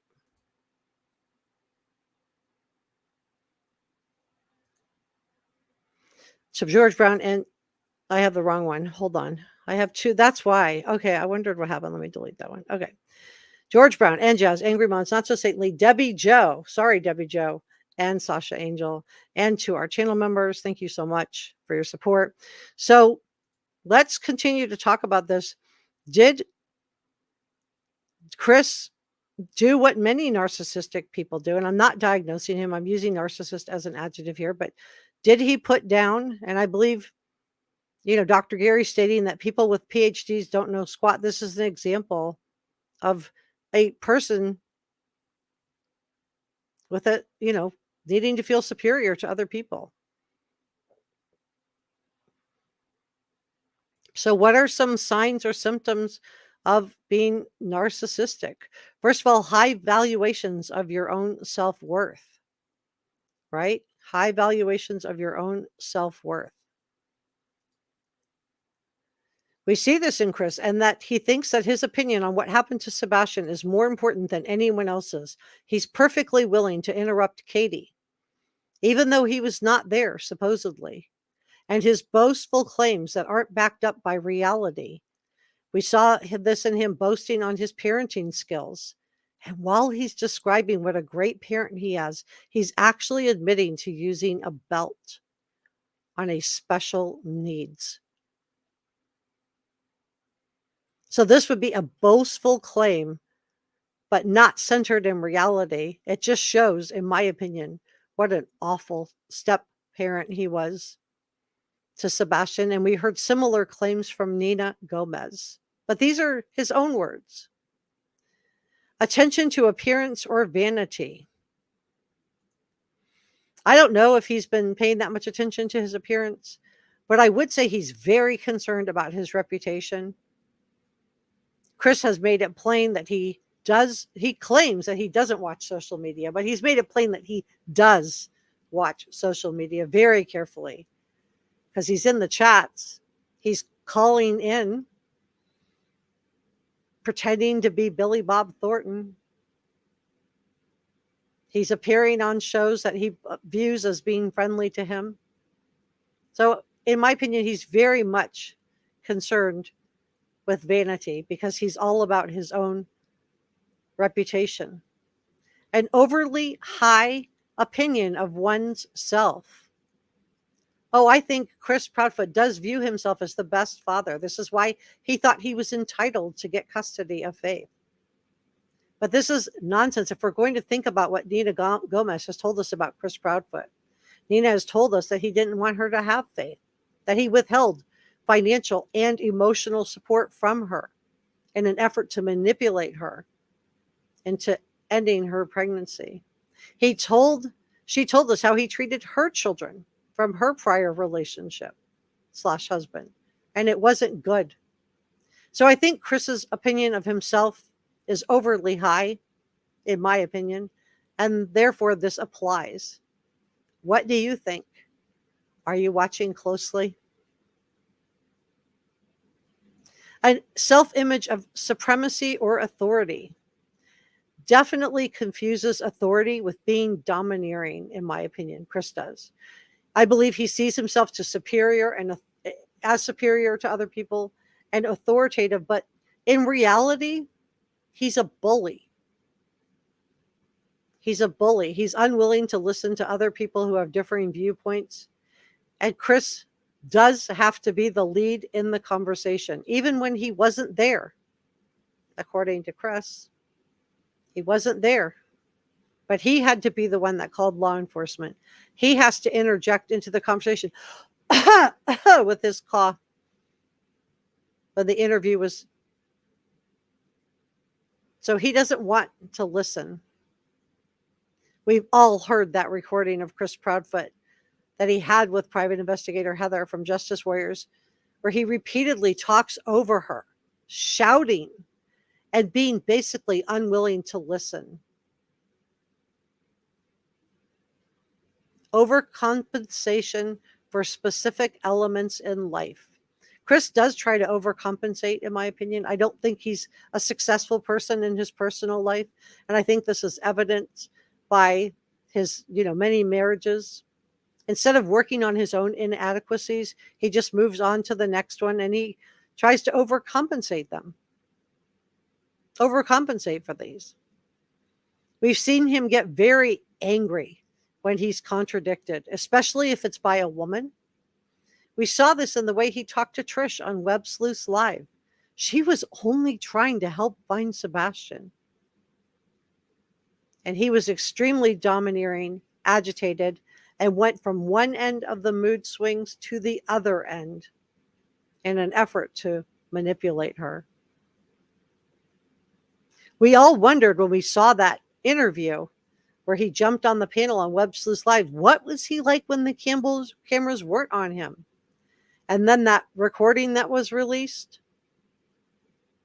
we got to see exactly how Chris really talks. And I'm so interested to see that the mask he wears for Nancy Grace, the mask he wore for the other content creator this week, how different that is from his real self when that mask is off, when he doesn't think anybody's watching, that he doesn't know he's being recorded. I thought this was very interesting.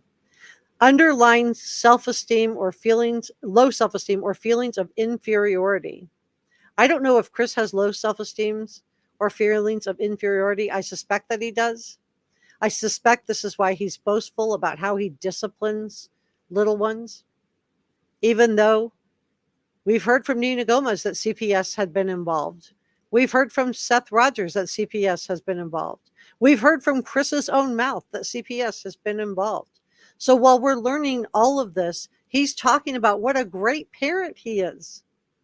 So definitely, in my opinion, needing to overcompensate for low self-esteem with a superiority complex. Again, this is just my opinion. I want to talk about some of the key points in this interview that kind of jumped out to me. One was that Chris Proudfoot seemed well aware of the Summer Wells case. It came up multiple times. I just thought it was interesting that they're on social media, and are they learning do's and don'ts from the coverage that we did on that case?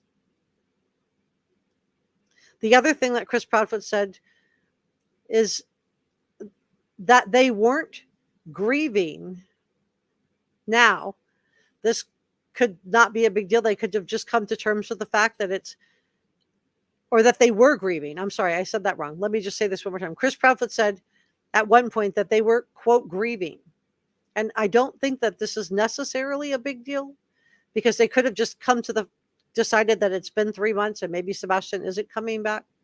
But they made, very carefully talked in present tense about Sebastian during that whole interaction. So why are they grieving then if they think he's okay?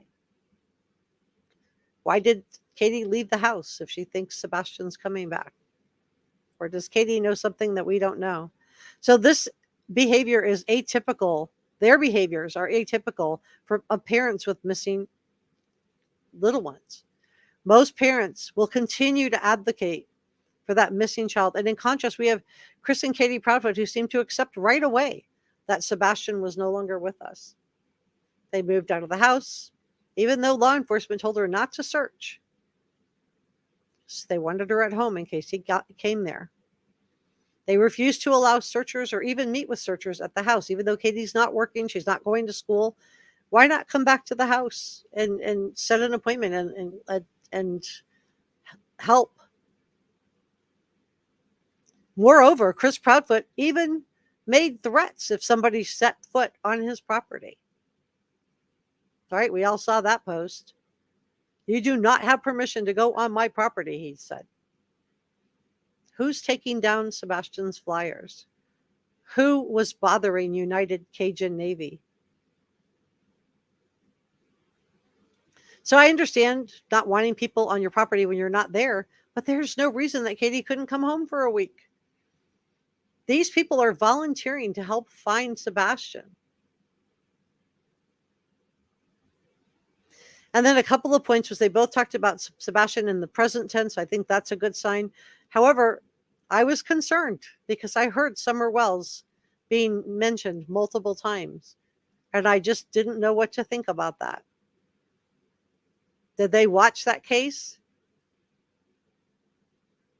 I thought one of the most interesting things is when Chris Proudfoot proclaimed that we should all not forget that there's a 15-year-old autistic child that we are all looking for. Except the problem with this statement is that he and Katie haven't done any looking. The only thing they've done that I know about is they claim they contributed to a billboard. How much, I don't know. I'm sure if it was all of it, he would have said. So I think it's so interesting that they know so much about the Summer Wells case. If you don't know about that case, I have a playlist there. She was never found, and her parents went on one of them to start a YouTube channel. Another thing I found really interesting in this conversation is Chris Proudfoot seemed interested in how much money YouTubers make. Now, maybe he was just making polite conversation, but it makes me wonder if he wasn't thinking about starting his own YouTube channel. And before you guys tell me, oh no, he would never do that, think about the Summer Wells case. Are you watching closely? Chris Proudfoot said that at the end of the day, everybody knows the truth. Me and Katie know the truth, and law enforcement knows the truth. But law enforcement hasn't cleared anybody. So what is this truth that everyone knows?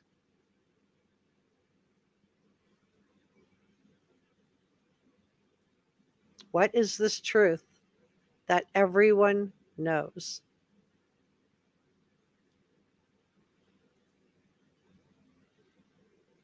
Because here's what I see. Hysterical, and I was crying, and he's already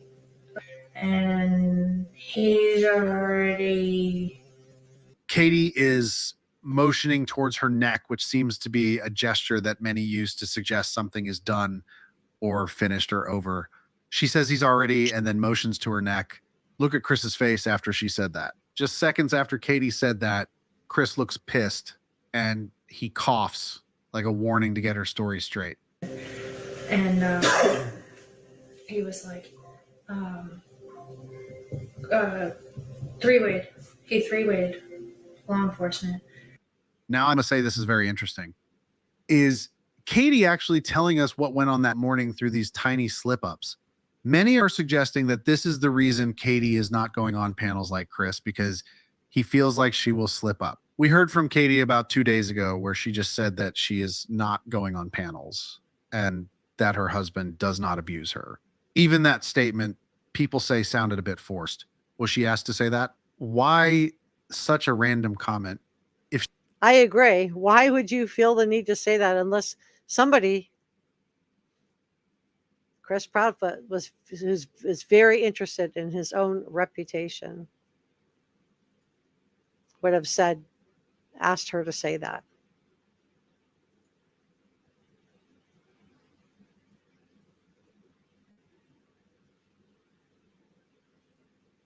But that gesture, I don't know. Could just be a gesture. But it's a universal gesture that we all know, right?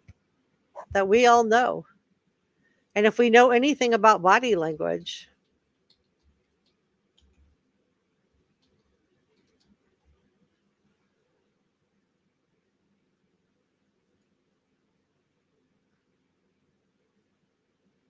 I'm just grabbing this for you guys.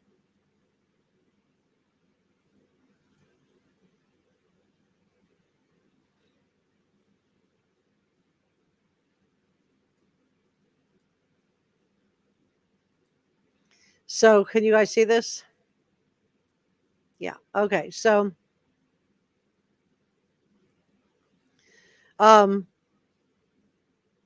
verbal communication is usually straightforward. You open your mouth, you say what you want to say. Communication doesn't only happen verbally.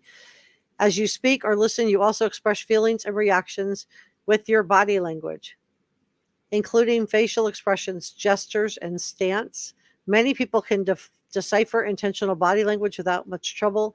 If someone rolls their eyes or stamps their foot, you probably have a pretty good idea of how they're feeling. Unintentional body language is harder to pick up on. Here's a few things to keep in mind. Sometimes it can be cultural differences or developmental differences. Psychological differences can all influence it. But different smiles can mean different things, right? With a true and genuine smile, the corners of the mouth turn up and wrinkle at the corners. Insincere smiles genuinely don't involve the eyes.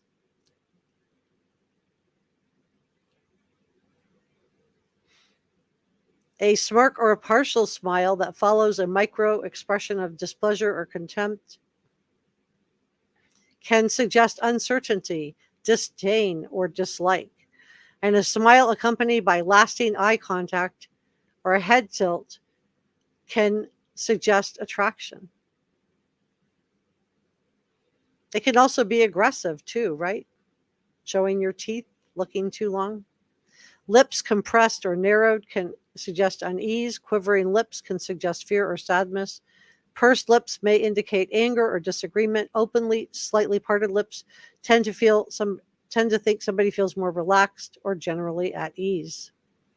The eyes can say a lot. Blinking. People tend to blink when they're under some sort of stress. So you may have heard of rapid blinking can also suggest dishonesty, but this isn't always the case. It can be somebody who's afraid or worried. Pupil dilation. We've heard about this. It can mean you're romantically attracted to somebody, but it can also happen. And we heard this with, in regards to Ted Bundy, that his blue eyes would turn black. And this is their pupils dilate because they're excited by what they're seeing or doing.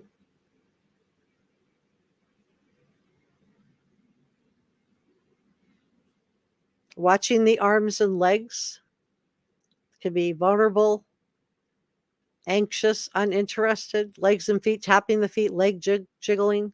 Hands. Let's talk about hands. Many people use gestures for emphasis when speaking. This can have direct benefits, as we tend to answer someone's question faster if they make gestures when asking. More enthusiastic the gesture, the more excitement somebody's feeling. It's also fairly common for people to gesture towards someone they feel particularly close to, often without realizing it. So outstretched hands with the palms up may be a reflection of openness. Clenched fists can be a sign of anger or frustration. Instinctively touching the cheek may be a signal that someone is considering something carefully or has a lot of interest in what you're saying. So is Katie's body language speaking to us here?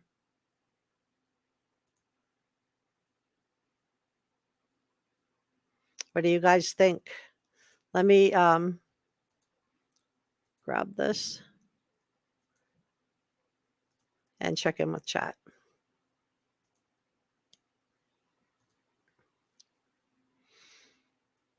Right. Mike says, what would Chris do if it was him? What would Chris do if it was Sebastian or him to go? Chris has buddies. Chronic Pain says, my theory is that Sebastian and Katie Proudfoot had an argument, maybe physical. Katie called Chris, and the 3-hour phone call was Chris's. I don't know. Yeah, I don't know. Or he was given the best day ever. I don't know. Chris also said that if he went out a door or window, they would have heard him. Yeah. Lisa said, how do we know scent dogs went through the house or the house was searched multiple times? Chris's word? Yeah. That's how we know. Good point. Fair point. We shouldn't take anything he or Katie say as fact. Thank you so much for all your work today, to all our mods and channel members and subscribers. Thank you guys so much. Karen says, neighbor saw SAN getting mail an early afternoon before disappearing. Saw San. I don't know who San is. Sorry. If you want to clarify, Karen, that'd be great. Selena agrees with you, Mike. Calgal, hey, good to see you. Says, in my opinion, regardless of what happened, Katie was negligent. She allowed Chris to treat Sebastian in the horrible way that he did. Yeah, we don't hear anything from Katie Proudfoot or Chris Proudfoot that when CPS came to the house and supposedly Chris told Sebastian, don't make up stories or you're going to get in trouble. And if this is the case, whoever worked at CPS deserves to be fired, if that's what happened. But where was Katie in all this?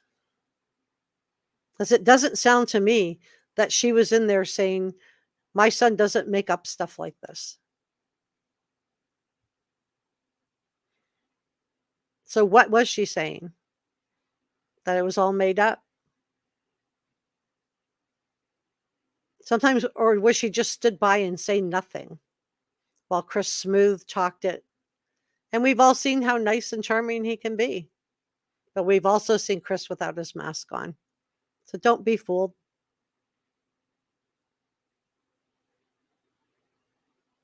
Don't be fooled. Arlene says they should be, I don't know. It depends what's in those papers. It depends what the findings were. I think law enforcement really needs Sebastian at this point. So we may have to wait. We waited in the Scott Peterson, Lacey Peterson case. Chris Watts went a little bit faster because law enforcement was onto him right away.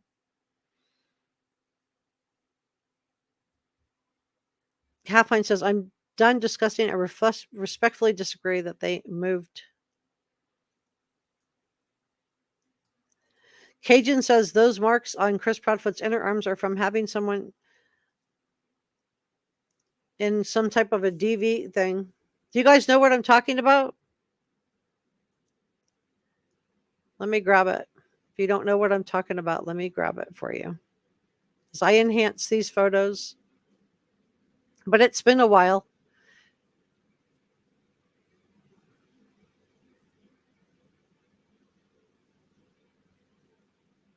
I'm just grabbing it.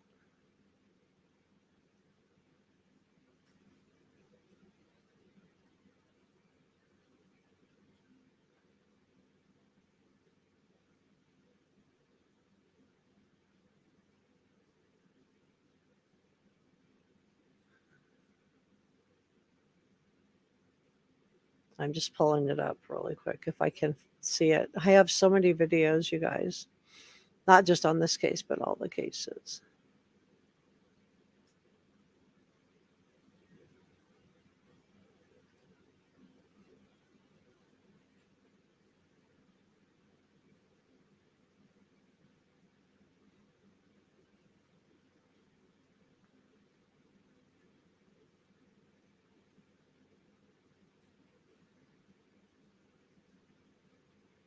Well, I feel really bad. I was going to pull that one up, and I have so many videos on this.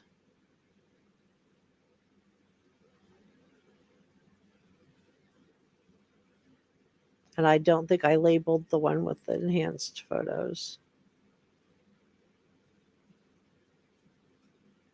Let me see if it's one of these two. You wake up every day angry. Sebastian, he is... like to say to whoever has my children that they please.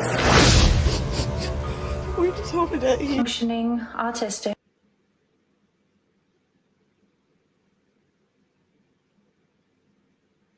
Yeah, I think this is the interview that we got with Katie.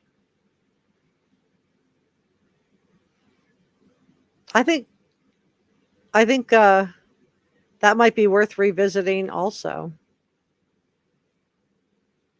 I think that was interesting.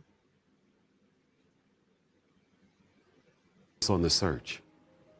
So law enforcement is exploring any and all possibilities. They're communicating daily with us about updates and the statuses.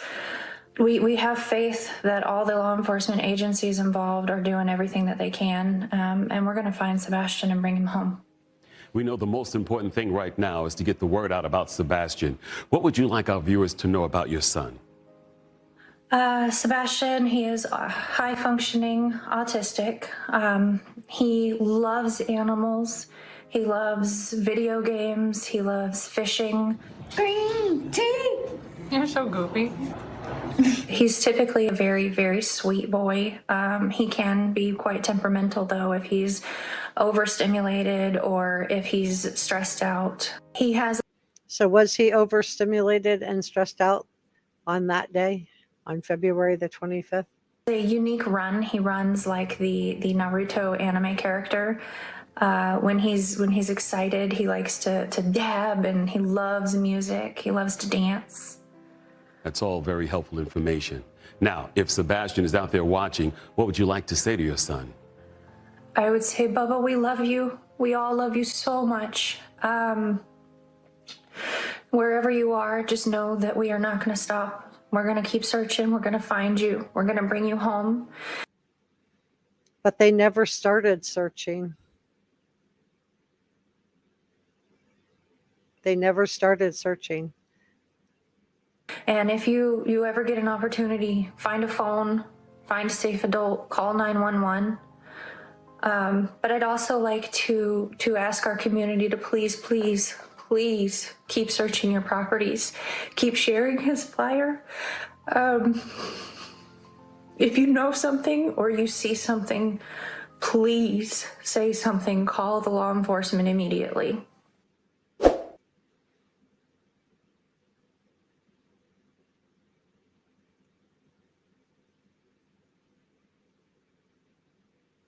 I don't know, you guys.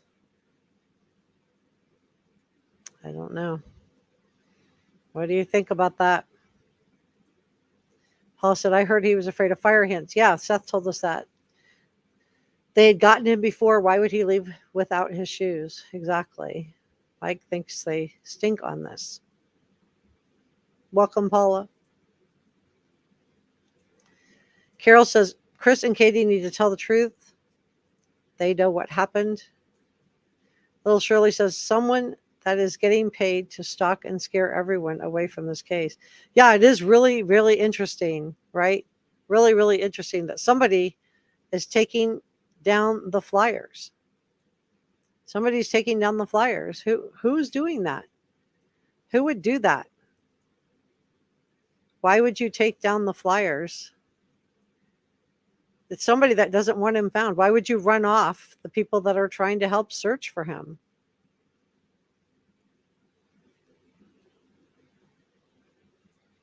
It's not us. I know social media, we're getting blamed for it, but it's not us. We're not running people off.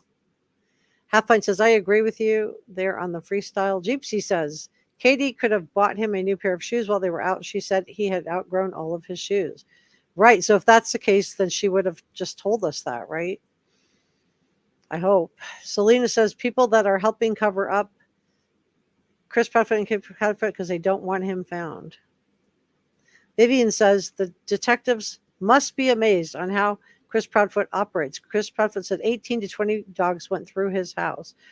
I don't know if they all went through the house or not, but I do think that law enforcement has searched the interior of that house. I do believe that Sebastian is not in that house. Arlene says, definitely foul play. Brenda says, I think it was them. Shelley says, was the thud a signal from someone banging on the window for him to leave out the front door? Great question. Great question. Thank you so much, Anjaz and Pam. Thank you to all of our mods today. Show some hearts and love to the mods, you guys. If you haven't given this video a thumbs up, please do. Like, share, and please subscribe. It's free and it helps me out a lot. Bonzi Spoke said, Chris stated that Sebastian wanted him out of the house and wondered if CPS made him leave, and this has been the problem. CPS wouldn't take Sebastian and not tell law enforcement, though. Maybe I misunderstood your comment, but they wouldn't just remove him. Bernadette said if he was over medicated, she would not call for help if he fell into her. I don't know if he was, because he was old enough to take his own. So I think that if that was the case, I do think that she would have, I would, think, I don't even know what to think. I don't even know what to think. I would hope she would call. Perry says 18 dogs, 3 supposedly went to that pond, but that's not a high amount that went there. Right. This is according to Chris Proudfoot. Chris Proudfoot has said that 18 dogs were searching. I don't know if they were all inside the house or not, but they were sent dogs, and that 3 of the 18 dogs went to this pond, and that's why they drained the pond, but he wasn't there. VA Dynamic says, do people really think all military get some kind of 007 training? I don't know. I'm not really sure what you're talking about there. I don't think anybody's been talking about, I haven't not been talking about 007 training. So I'm not really sure if this is addressing somebody else. Who is flattening searchers' tires? I mean, we've had multiple searchers telling us that they're getting harassed. So who's doing that? Who's taking down the flyers? It's not us. We're not doing that. It's not social media. They're trying to blame YouTubers. It's not YouTubers. So who's doing that? It's somebody who doesn't want him found. We want him found. We want Sebastian found. Please give it the thumbs up button. Thank you so much, Njaz. Addie says, I believe she was siding with Chris or she would have gotten a protective order. Very interesting. Perry says, they would have to arrest me and it wasn't a couple of weeks, I don't think. Thank you for sharing that, Perry. Mona says, if Sebastian had left on his own accord, there would have been a scent. This story reminds me of Gannon's Stalk. If Sebastian was gone by 10 o'clock, saying she heard a thud, puts him in the house. Yeah, and that's why I think we need to just reconsider the whole timeline. We need to rethink this timeline that we've been told, right? Little Shirley said, what is the real reason Chris was staying in the camper? Was it because CPS told him he had to leave? No. I mean, I don't know. You're talking about why he wasn't coming home on the weekends? I don't know. That's a great question. I don't know. That's one of the best questions I've seen, Shirley. Thank you so much for sharing that. I don't know. Was it because he was asked to leave? Was he then being allowed to come home? I don't know. Not that we know of. Carol says, thanks for all you do to get this case out there. Thank you too, Carol. I couldn't do this without you guys. I couldn't do this without you guys. Arlene says, I believe Chris's family are responsible for chasing people away. Lisa does too. Cajun says, thanks. As soon as I saw those marks, I immediately thought of that scenario. To me, it almost looks like this. The marks. Lily's child said Chris said he did not leave marks on him. That was intentional. Sebastian could not prove it. The teacher probably noticed he could not sit down, maybe sore. Oh, wow. Chloe and Sophia say, why did Katie Proudfoot on 2 different interviews say 2 different things about the last time she saw her son? One time 6 a.m. and the other time the night before. I don't think I've ever heard her say she saw him at 6 a.m. What I did hear was she went into his room to wake him up at 6 a.m. That's what I heard. I didn't ever hear her say that she saw him at 6 a.m. Did I miss something? Or am I misunderstanding the comment? Perry said it took a while after they found Dylan Redwine to arrest him. His dad went on Dr. Phil. Yep, so we may have to wait. We may have to wait. H. River says it's possible that they went camping. I don't know. I hope not. Karen says, but they did take his truck right away after Lacey disappeared. Scott Peterson, yeah.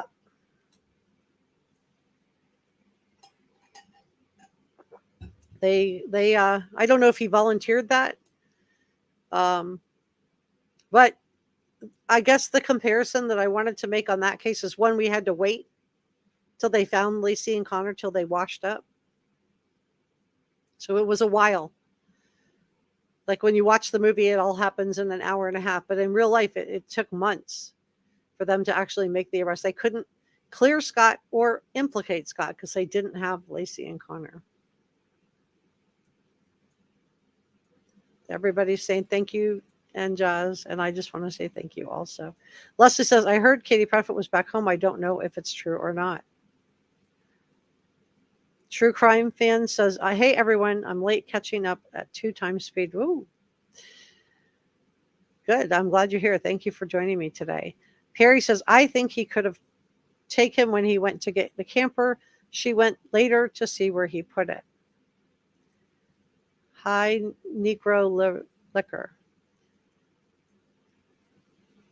Magnet Janet says, that's an awful case too, the Dylan case. Yeah, it is. Really sad. Addie says, I just don't have enough to decide if he made it home. If something happened in the home, if he ran out, if there was foul play, if he was given to somebody, but I do believe they are responsible. Arlene is saying, thank you to you, Ed Jazz, for your gifted memberships. Pepper says, if he did leave, then you would think he would have went to a neighbor. Yeah, unless he was told that nobody would believe him, right? Nobody will believe you. How many of you guys have been told that? When you've when you wanted to come forward about something, no one will believe you. Now imagine you're autistic, you're special needs, and you're a teenager in a house where CPS gets called to your house, and your mother, I don't hear anything of what her actions were. So either she stood by quietly while Chris Proudfoot told this CPS person all the reasons it couldn't be true, and she said nothing, making her choice, because sometimes it's not just what you say, but it's also what you don't say when you don't back somebody up. Deb says, why do they say he's not a runner when they said later it's happening twice before? Another time he was waiting on the bus too early in the AM. Great question. Arlene is welcoming all the new channel members. Thank you so much, Enjaz, for that wonderful channel member gift. Vivian says, on an interview, Chris said that Katie left with him because they were getting threats. From who, I guess, would be law enforcement's right there. Right? Law enforcement's right there. If they were getting threats, law enforcement would be able to track that right down. I'm not saying it's impossible, but that's not what she told Nancy Grace. So is that just reputation building after the fact? Because people were asking? Because on Nancy Grace, she just said it was because she wanted to accompany her husband. That was her initial story. So to me, anything that was said after that is reputation building, in my opinion. Pepper says, I think he loves himself. He would have tried to have went to a nearby neighbor to reach out to his dad or someone. Yeah, I would think so too. So I think it's very, very strange that he didn't go to the neighbors. Calgal says, why isn't the lack of evidence of him leaving on his own evidence of something suspicious? Well, it is, but you can't convict somebody on suspicious. And they left the state. You know, this is why I just do wonder, why did she leave the house to accompany her husband? Was it because she didn't think he was coming back? Because law enforcement told her to wait at the house. Or was she getting questions that she didn't feel comfortable answering from law enforcement? So she left the state so she wouldn't have to interact with them. I don't know. Mike says Sebastian is Googling Taylor. Oh, okay. The Taylor Swift comment. Thank you for last interview. Thank you for that. I missed that, Mike. Perry thinks it was foul play. Sherry says the Wells are responsible for what happened to Summer. Well, we don't know that. The Proudfoots are responsible for what happened to Sebastian. And again, this is just opinion that we are sharing, you guys. These are opinions. Both couples went on with life like nothing was wrong. Yeah. And Candace even said in an interview on a live stream, she said she was something about the boys because they are living. I can't remember her exact words, so I don't want to try to quote her, but Necro says he nearly throws Katie under the bus in the sake of keeping his alibi too. Yeah. I mean, I think he's tied into this in some way. Drum Addict says, just got here. What did you guys talk about Katie's work van being gone now? Well, we know she doesn't have the work van probably because she's not working. She's not working, but she can't search. She can't search. It's really, really frustrating. She can't search. I do want to say thank you to our producers, George Brown, Enjaz, Angry Mons, Not So Saintly, Debbie, Joe, and Sasha Angel. And to our channel members. Wouldn't be able to do this without you guys. Your support makes all the difference in covering cases like this because they do tend to get demonetized. I think every live stream I've done has been demonetized. Later they'll remonetize it, but you know, it's not for another week or two. And by that time, nobody's watching it. So I couldn't afford to do this if it wasn't for you guys. So thank you so much for your kind and caring support. It means so much. And it means the difference in being able to cover cases like this and not being able to cover cases like this. And the same thing goes for your super thanks and your PayPal gratitudes and your gifted channel memberships. Thank you so much, because it makes the difference on my being able to cover cases like this. And this is an important case to cover. This is an important case. This is why I just have, like, it doesn't pass the smell test to hear that it's us that are taking down the flyers, and that it's us YouTubers that are, interfering with United Cajun Navy. No way. We want him to be found. We want him to be found. So I would like to see some kind of proof on that from someone, because I'm just not buying that it's YouTubers taking down his flyers, that it's social media people taking down his flyers, that we're the ones that are bothering narco divers or bothering United Cajun Navy. I don't think so, because we want him found. I know you guys do. I know you care about him. Yeah, this says it all.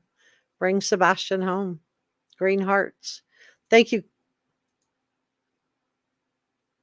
Whoop. Thank you, Karen. I was trying to chase that one up.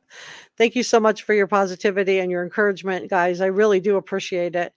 It means such, it's really appreciated. So I do appreciate your joining me today. I will be continuing to cover this case. Thank you, Poke Salad.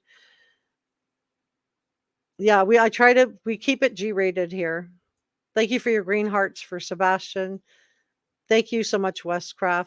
Lisa says, my cat's name, you're welcome. I wish I knew the code as a scanner code. They will print flyers of Sebastian for free.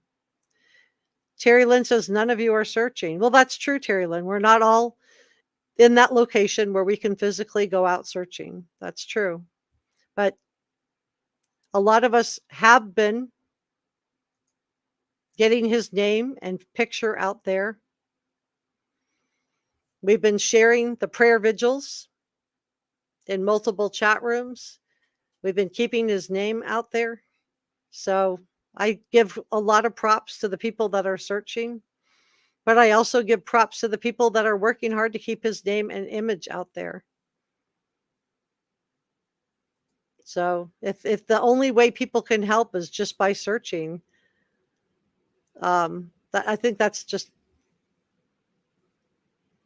I think being able to print out the flyers and share the flyers. I've had a lady in my chat the other day that said she was in the UK and she was sharing the flyers over there. Rolo says, do you think that photo in the rest area was Sebastian? No, I did, but I don't think so now. I did, but law enforcement said it isn't. It's another family, completely other family. Yeah, I don't think Terry. I don't. Well, I didn't know Terry Lynn was a YouTuber. Sorry, I don't even know who that is.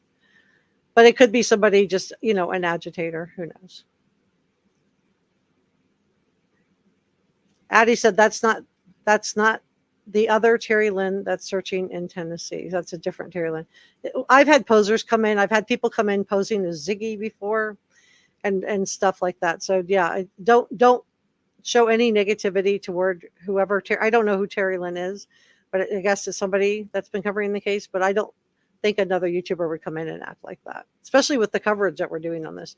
Zelda said, has been sharing the flyer on my social media to keep his name out there because I do not live in the area. Right. And here we have somebody saying point blank, that's not Terry Lynn. Thank you for clearing that up. So this is a poser. No posers allowed. Posing as her. That's right. Trying to dirty up her because she is out searching. Somebody doesn't want people searching. And it's not us. And Jazz sums it up perfectly. Everyone's doing their personal best for Sebastian. Yeah, we're not. Some of us are in different countries. Some of us are in different states. Some of us are not able. Maybe we're handicapped or something like that. Right? But a lot of us got the prayer vigil out there. so people could watch it and could pray, could attend it virtually. A lot of people have been sharing his photo and image. Yeah, we know it's a fake Terry. Terry Lynn is very nice. I don't know her. This is the first I've heard her name, but I'm sure she is. I don't think anybody would come into our chat unless it was somebody just trying to again go after. Who doesn't want him searched for? It's not YouTubers. It's not people on social media that are trying to discourage people from searching. So who is it? Who is it? Who's tearing down his posters?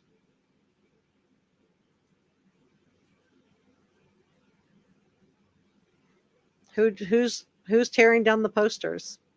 Who's doing that? Who went after the United Cajun Navy?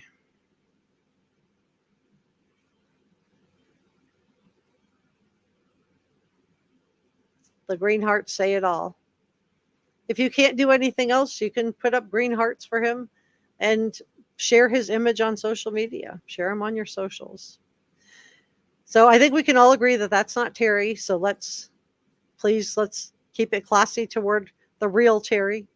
Somebody's just coming in because they don't like the idea of the fact that she's out searching. So let's dirty her up by causing some drama, right?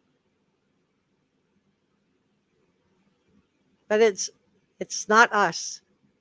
We want him found. So who doesn't want him found? Let me know what you think about all of this in the comment section below, and I look forward to seeing you at the next live stream.